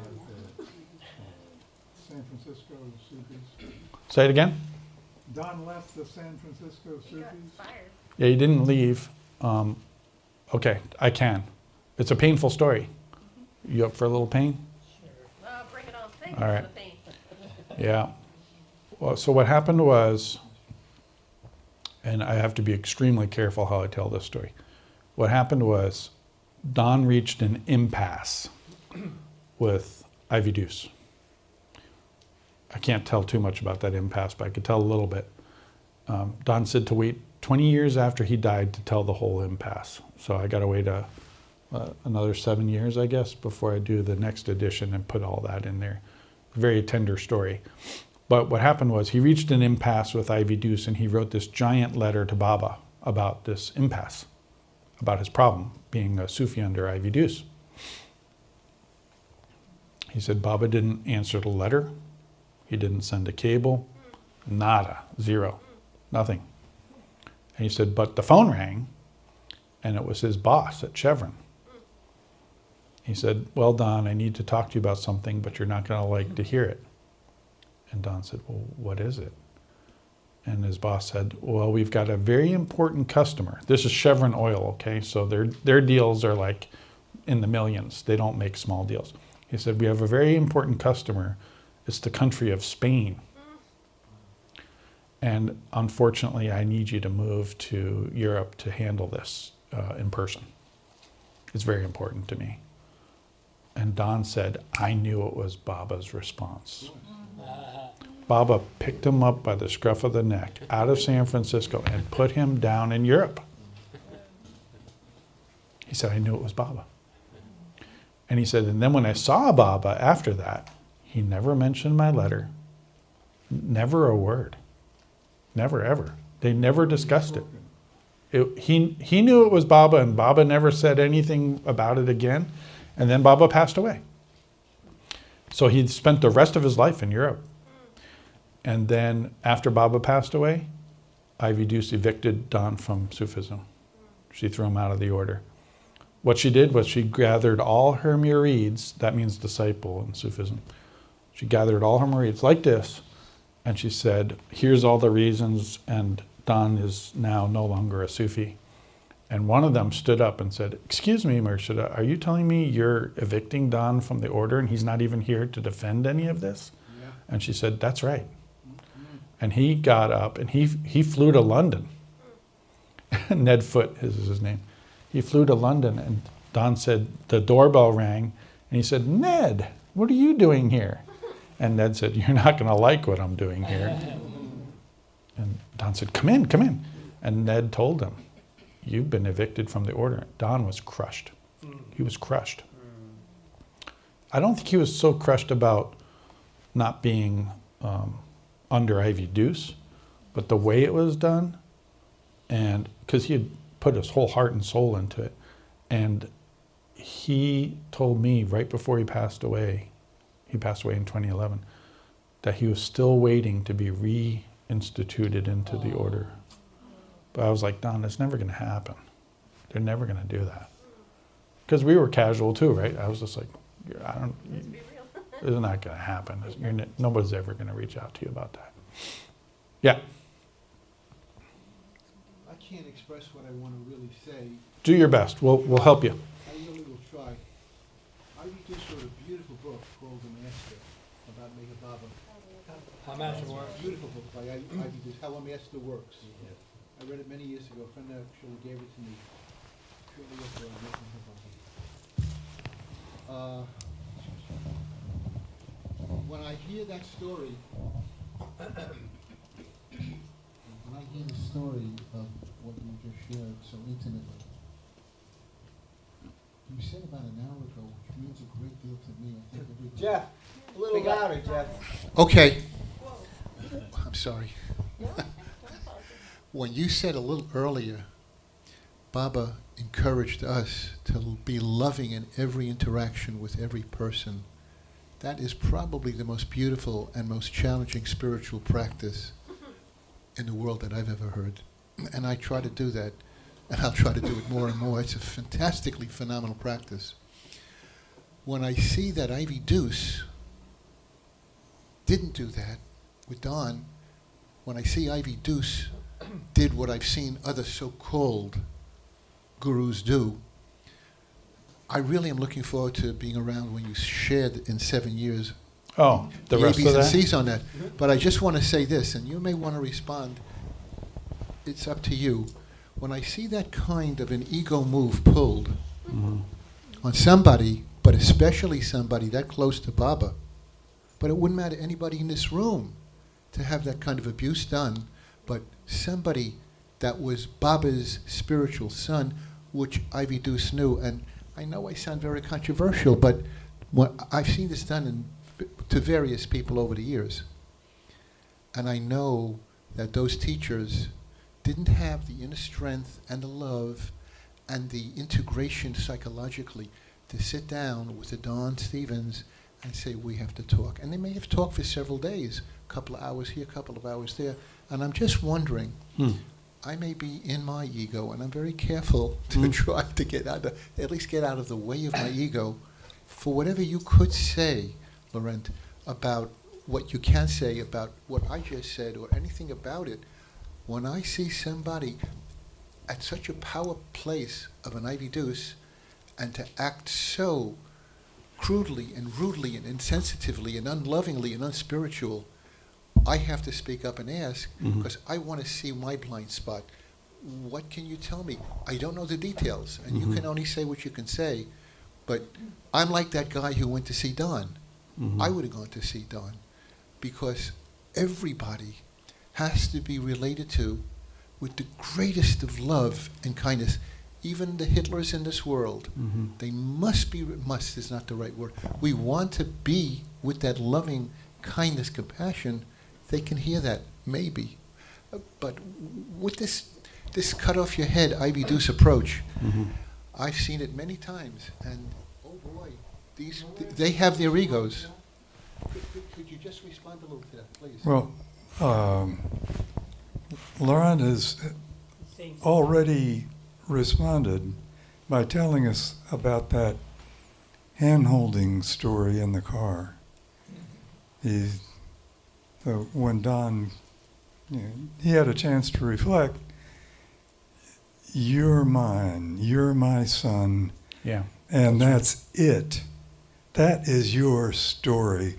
And whatever else happens to you is less important. Okay. Oh, I just want to respond. I appreciate you saying that. That's very, very important. Still in all, when a person in some position of spiritual responsibility pulls that kind of ego move, I think it's very important for people to hear somebody like yourself's sensitivity or whatever you can say, because I've seen this happen. Yes, we all, I believe, know that we're very close to Baba. Yeah. We love him. He loves us. So Jeff, let me respond. But you know what I'm Let me really respond. asking. I hear what you're asking. Yeah, if you could. No, Oh. I just have to say this. My direct impression is that she did Don a big favor as much as she heard him, making him, more direct, bringing him maybe more to the direct path, even though he had such a direct connection with Baba. But Yeah, it's beautiful. To Jeff's point, I would say this. Oh, go ahead, John. I think with Baba, no matter how close people have been to him, Mandali have been to him, close ones have been to him, he's always still working on them. And he's always putting challenges to them to help them grow even closer. So my impression of this was that was one of those kinds of challenges that all the close ones had to experience in one way or another to help them get even closer to Baba. Thank you, John. Love it. I'll make 2 points and then I'll move on. One is, if instead of finding faults in others, we look within ourselves, we are loving God. And the second is, invite me back in 7 years. Well, duly noted. Yeah. Moving on. In 2004, you're welcome. In 2004, Don told us a story that when he was with Baba, filming Baba, he had a Browning camera that had been loaned to him. He would make films of Baba. Baba put up with it. Baba wasn't thrilled with the filming part. Baba was patient with it, but he really didn't like a lot of that. And Mani would explain that very clearly, that Baba would put up with it, and she would have a hard time getting Baba to agree to make films. But anyway, he had the film camera, and Baba said to him, okay, Don, now that you've done these films of me and all that, I want you to go here, here, here, here, here. And he gave him an itinerary of India. And they were spiritual spots in India. And he told Don to go film these places. So then Don came back from that tour of filming for Baba, because Don was obedient, I can tell you that, he was obedient. And Erich said, where did you go? And Don said, well, I went here and here and here.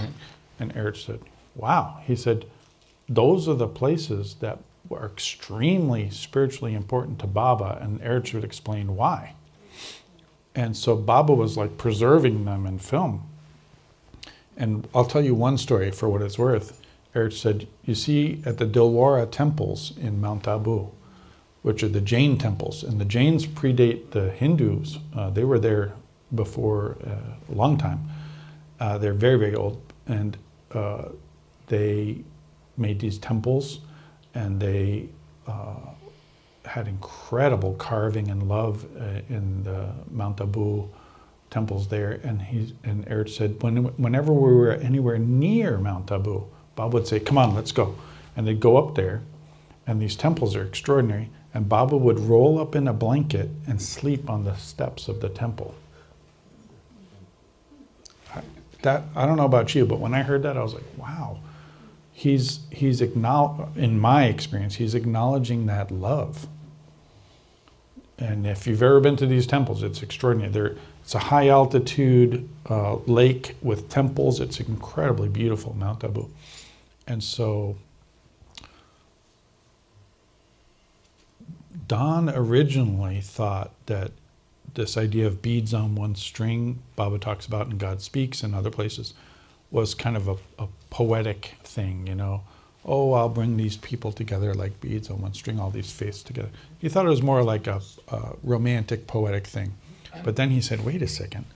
These places that Baba sent me to film, one was the Dargah of Qutb Irshad Moinuddin Chishti in Ajmer. One is the Dilwara temples.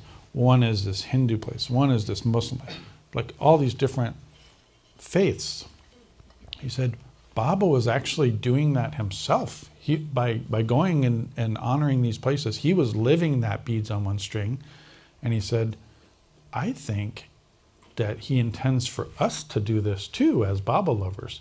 So he created a beads on one string tour of the places Baba had sent him to go to. So we went back with Don to these places, and it was extraordinary. So that's another aspect of the work. And those are some of the places. That's not all of them. Some of the places were places that Baba created himself. They had not been spiritual before Baba used them. So they're places that Baba did the work. Oh, by the way, there's Don before and after going into the Samadhi. And there's Don explaining to us, I believe that's at the Dilwara temples, but I have to double check. That could be Moinuddin Chishti, explaining to us things that Baba told him. He was very expressive the way he would talk. I told you the atom bombs. I told you the path of love. That's us talking in Nagpur. That's Deshmukh. Deshmukh's son is translating because we're in Nagpur. Okay, Mandali email. This is probably one of the good ones to end on. Got a few more, not much. Oh, well, there's a bit more. Let's not You can read all this in the books, but I'll tell you something about Bao. Don and Bao came to Baba about the same time. They played very similar roles. Bao in India, Don in the West, about this words and messages. And they clashed. If anybody knows about Don and Bao, they know that they clashed. They loved each other too. It was kind of a little dramatic, a little bit comical, but there was like this, like Baba's gesture for marriage. Have you seen that? This was Baba's gesture for marriage. The grinding of the knuckles. That was his gesture for marriage. We don't know anything about that. But Bao and Don were like that. So what happened was, Don, and this is really good about my life with Don, because Don would complain to me over dinner about Bao. A lot of complaints. And I would say, like, Don, you got to be careful about that, you know. And he'd say, why? Why should I be careful? I said, because Baba said Bao was his John. And he looked at me like I was from Mars, like I was completely nuts. He said, what are you talking about? And I said, well, it's in Lord Mayor. And he said, show me. Now, to this day, I have no idea how I did this. It seems like a miracle. He had the 20 volumes of Lord Mayor in the shelf of his dining room. I got up from the table and I pulled down the volume and opened to the page where Baba said that. I have no idea how that happened, but it happened. I said, it's right there, look. And he read it, and he closed the book, and he didn't say another word until the morning. But, John, the beloved disciple of Jesus. Okay. So Baba had said, the full quote is, Erich is my Peter, and Bao is my John. That's what it says in Lord Mayor. But Don was flabbergasted when I said this. So I'll tell that story in 7 years also. But the thing that happened was there was this long stream of complaints that Don had about Bao. And then he would say to me, and Little Bear, you need to explain all this to the world to clear all this up. And I said, what? I said, look, the Baba lovers don't want to hear about this from you. They're certainly not going to want to hear about it from me. I said, if you're serious about these complaints, you need to face Bao like a man. And he said, well, how would I do that? I said, tell him how you feel about all these points. Confront him. And he said, oh my God. That's how he would talk. Oh my God. And I'd say, well, we could write an email to him and share your feelings. And he said, that would be an incredibly long email. So I said, no, well, it doesn't have to be one email. We could break it into categories. Because he had so many complaints. So he said, okay.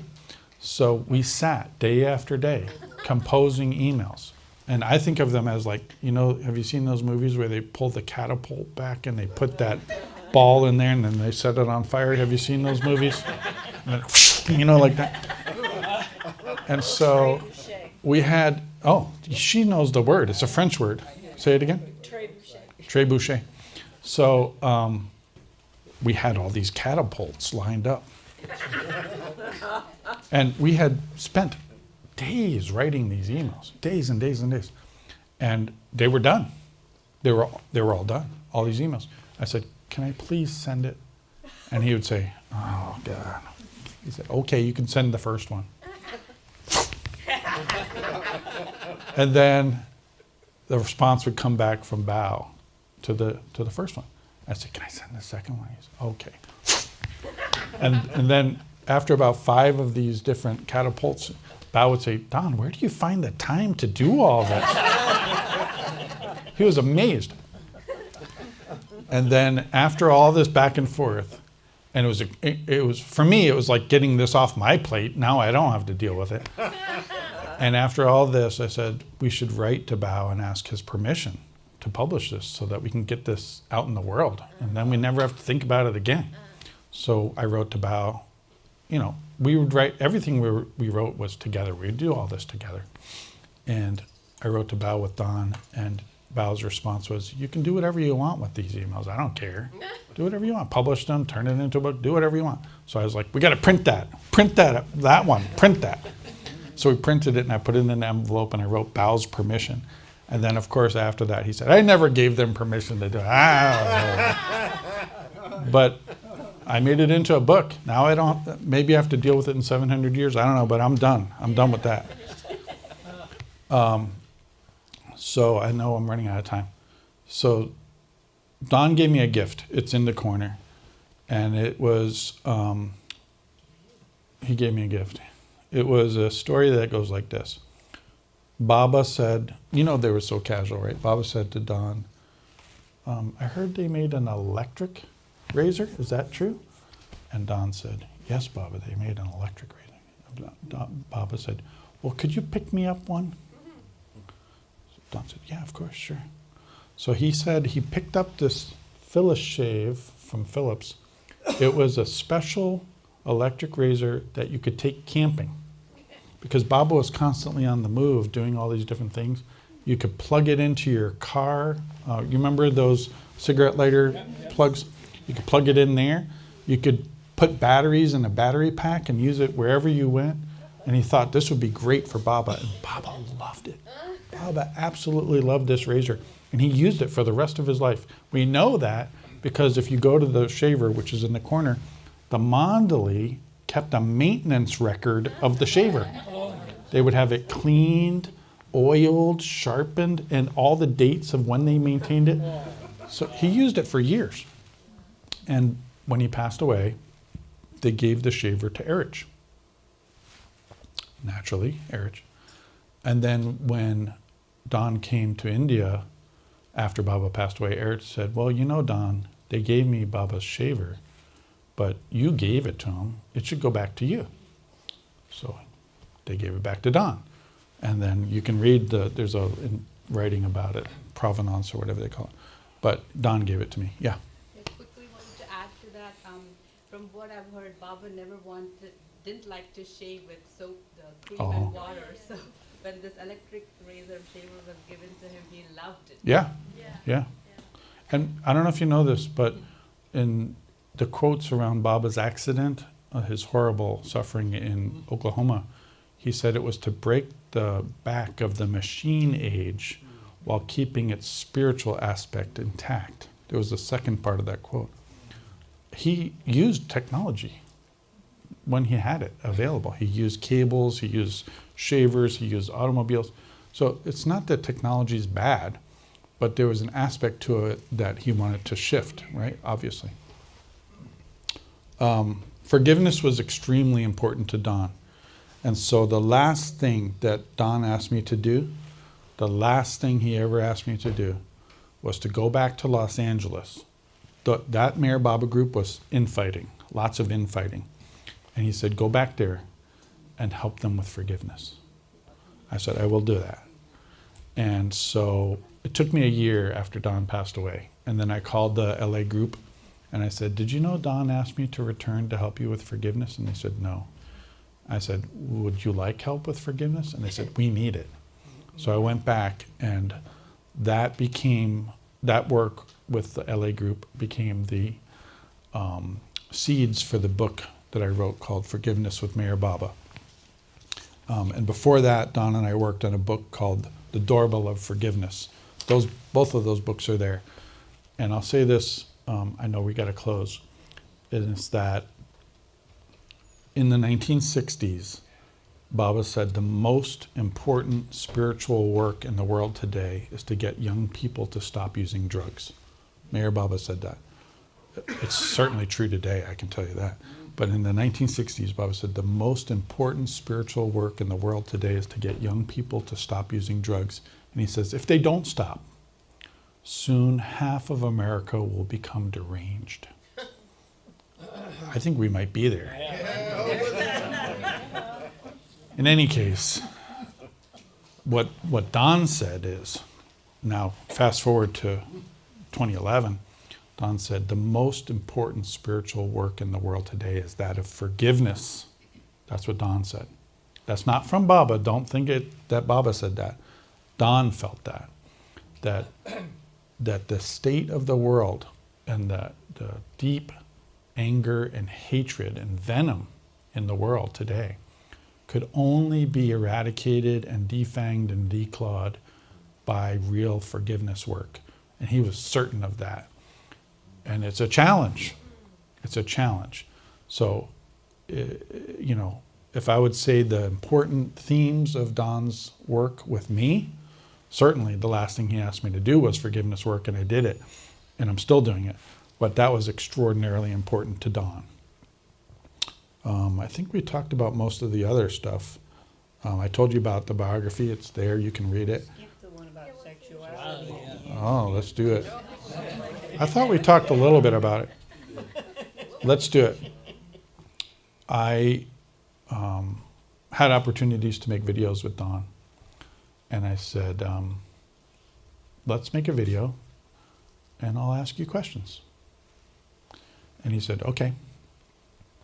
And one of the points I said was, look, Charles Haynes and his husband Christopher were put in as president of the Mayher Spiritual Center after Jane resigned, and they were treated horribly. They suffered tremendously. It was vitriolic, and he even received a death threat from Bob Oliver. Yeah. And I said, can you, as you know, from your sexual orientation, from your standpoint, can you say a few words about that?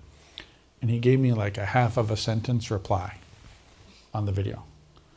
And I was like, So then after the video, at dinner, I said to him, what was that? You know so much more than that. Why did you just give me a little tiny sentence there? What was that about? And he said, well, I don't know. I don't know what to do about this. And he said, what should we do about it? And I said, well, I mean, based on what you know and what I know, we should address it, because the Baba community is just going to sweep it under the rug and it's not resolved. There's a tremendous amount of suffering there. We should address it head on. And he said, how? How would we do that? And I said, well, we could create a seminar about sexuality in the Baba community and invite to the seminar the people who are against Charles and Christopher. Invite them and have it out in Baba's way, where he would bring it all up and we could share about it and try to get back to love and peace and oneness. And he said, my God.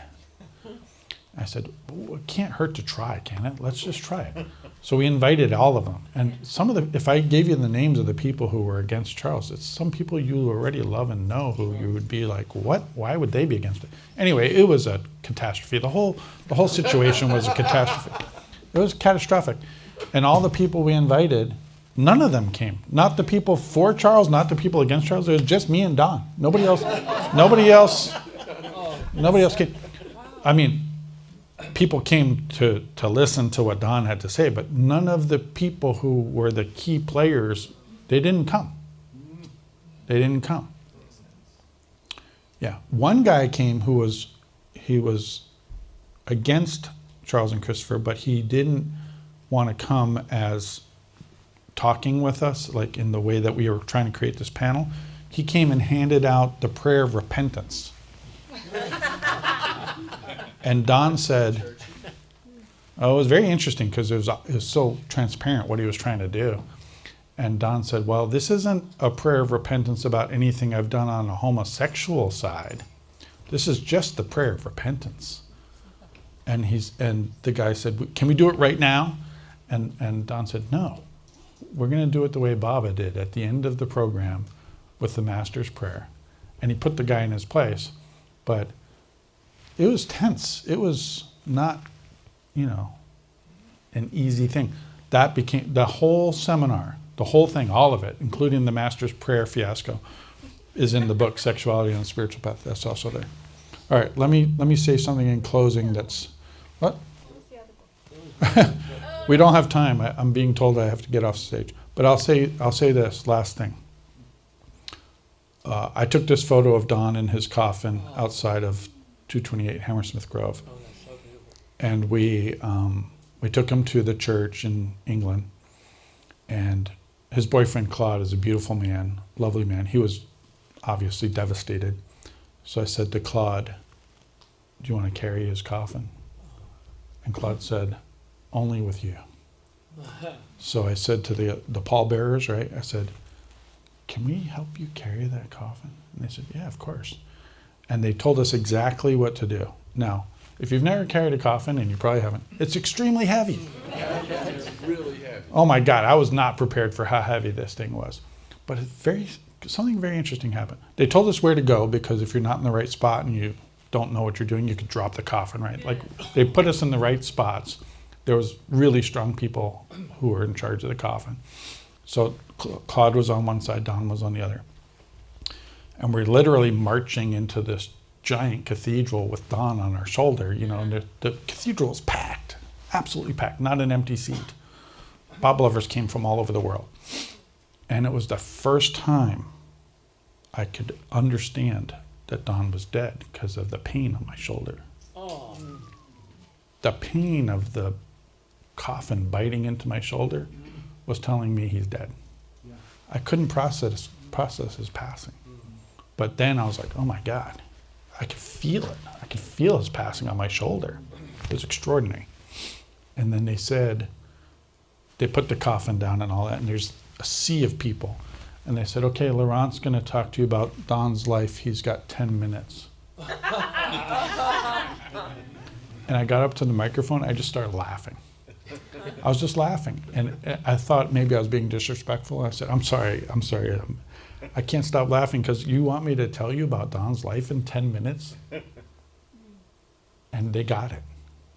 And I called one of the guys over who was with Don, one of his London people, and I put my arm around him and I said, I'll tell you what I can tell you in 10 minutes. But it was so beautiful. The love that was there, so beautiful. Okay, I think we did the questions. I think we did it. What? Yes, one more. I know we need to read that book to know about the balance of mind and heart. But in your own words, in short, if you can, what is that you found in Don that seemed to indicate that he had the perfect balance of the mind and heart? Oh, Baba said he had an almost perfect balance. That's why I called the book that. Baba said Don has an almost perfect balance of mind and heart, not a perfect balance. My experience of Don was this. His intellect was superior, vastly superior to most humans. And that was balanced by his enormous love and his heart. So people who didn't know Don would say, he's intellectual, he's cold, he's this and that, because they were seeing his mind. But once you got to know him and you felt his heart, it was extraordinary. And Baba knew his heart. So I found that when I first got together with Don, I said, you're talking about the balance of the mind and the heart. I said, how do you do that? I asked him point blank, how do you do that? He said, okay, well, when you're thinking about something, before you make a decision, ask your heart, how do you feel about that? I said, wow. And he said, and if you're feeling something really deeply, pause and say, well, what do you think about that? So he would literally pause and check himself and not make hasty thought decisions and not make hasty emotional decisions, but try to even in himself honor both sides of what was going on. I thought that was very practical advice. Yeah, Shilpa. So did he, I mean, would that be with every little thing? Like, sometimes we have like irritability or whatever, and you have a thought. Would he do that even that? He would, and I would tell you one quick one. He called that place of what you're talking about, he gave it a name. The neutral plateau is what he called that place.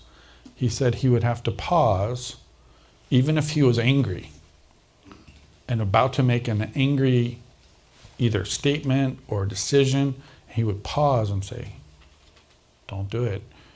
And he said he could see wafting up energy.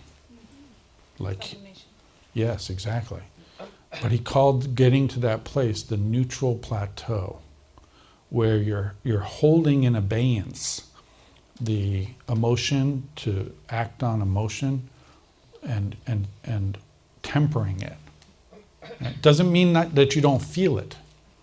It's that you're not making a decision based on that. Not suppression. Don't act on it. Yeah? Yeah, Listen, we have to, we got a break, guys. Okay. Yeah, we have, Baba wants us to keep Wait, but time, she's one of the people. Bhajan people, so it's okay. That's right. Thank you. Avatar, Mir Baba Ki Jai.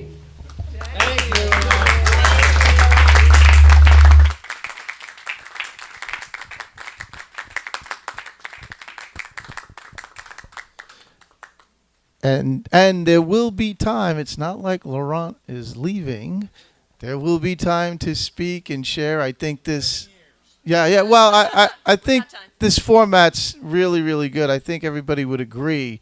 The interaction here is exactly, I think, what is needed. But we have to set up now for the New Jersey Bhajan group. We appreciate them coming down and contributing and participating.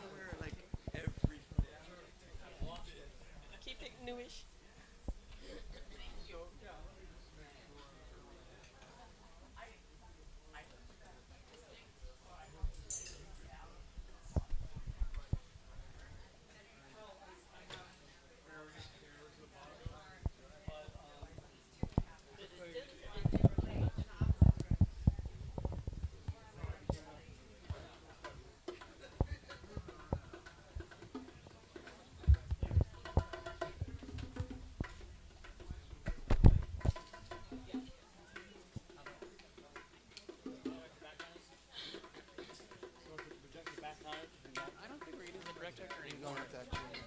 Just remove it out of the way. Where do you want to go? Where do you want to put Well, I it? haven't figured it out yet. What's the problem? You got a point here, just make it. Yeah, the point is I'll help you do it. That's my point. How about It's like, that? it's easy.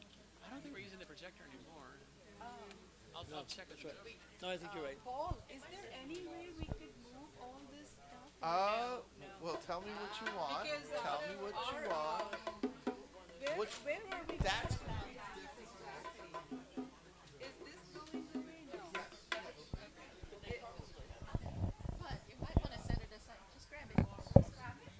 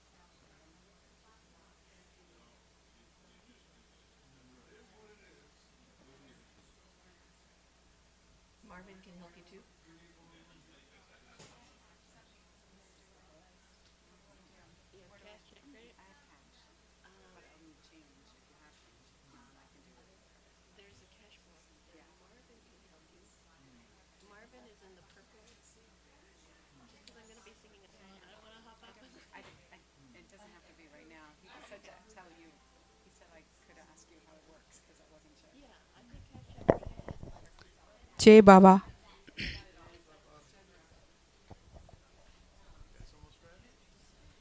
I'm going from that side, right? నేను అటు నుంచి వస్తున్నా. So ఇది కొంచెం ఇలా పెడతాం. So we have some room here. Yeah. So you, just you gotta come over here. So you're going to take 4 steps, go there, and then ఇలా వస్తారు. Where did she go? Where did she go? వస్తే కానీ నాకు కింద నుంచి వస్తుంది కానీ నేను ఆగే ఆపుకున్నా ఎందుకంటే ఇది టైం కన్స్టెంట్ కదా దాన్ని ఇప్పుడే నేను చూశాను ఇందా నుంచి ఇక్కడే మాట్లాడుతాను అది చూసి ఇప్పుడే చూశాను చూస్తాను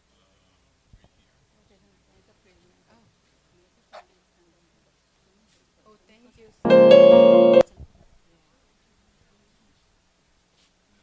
so much better thank you for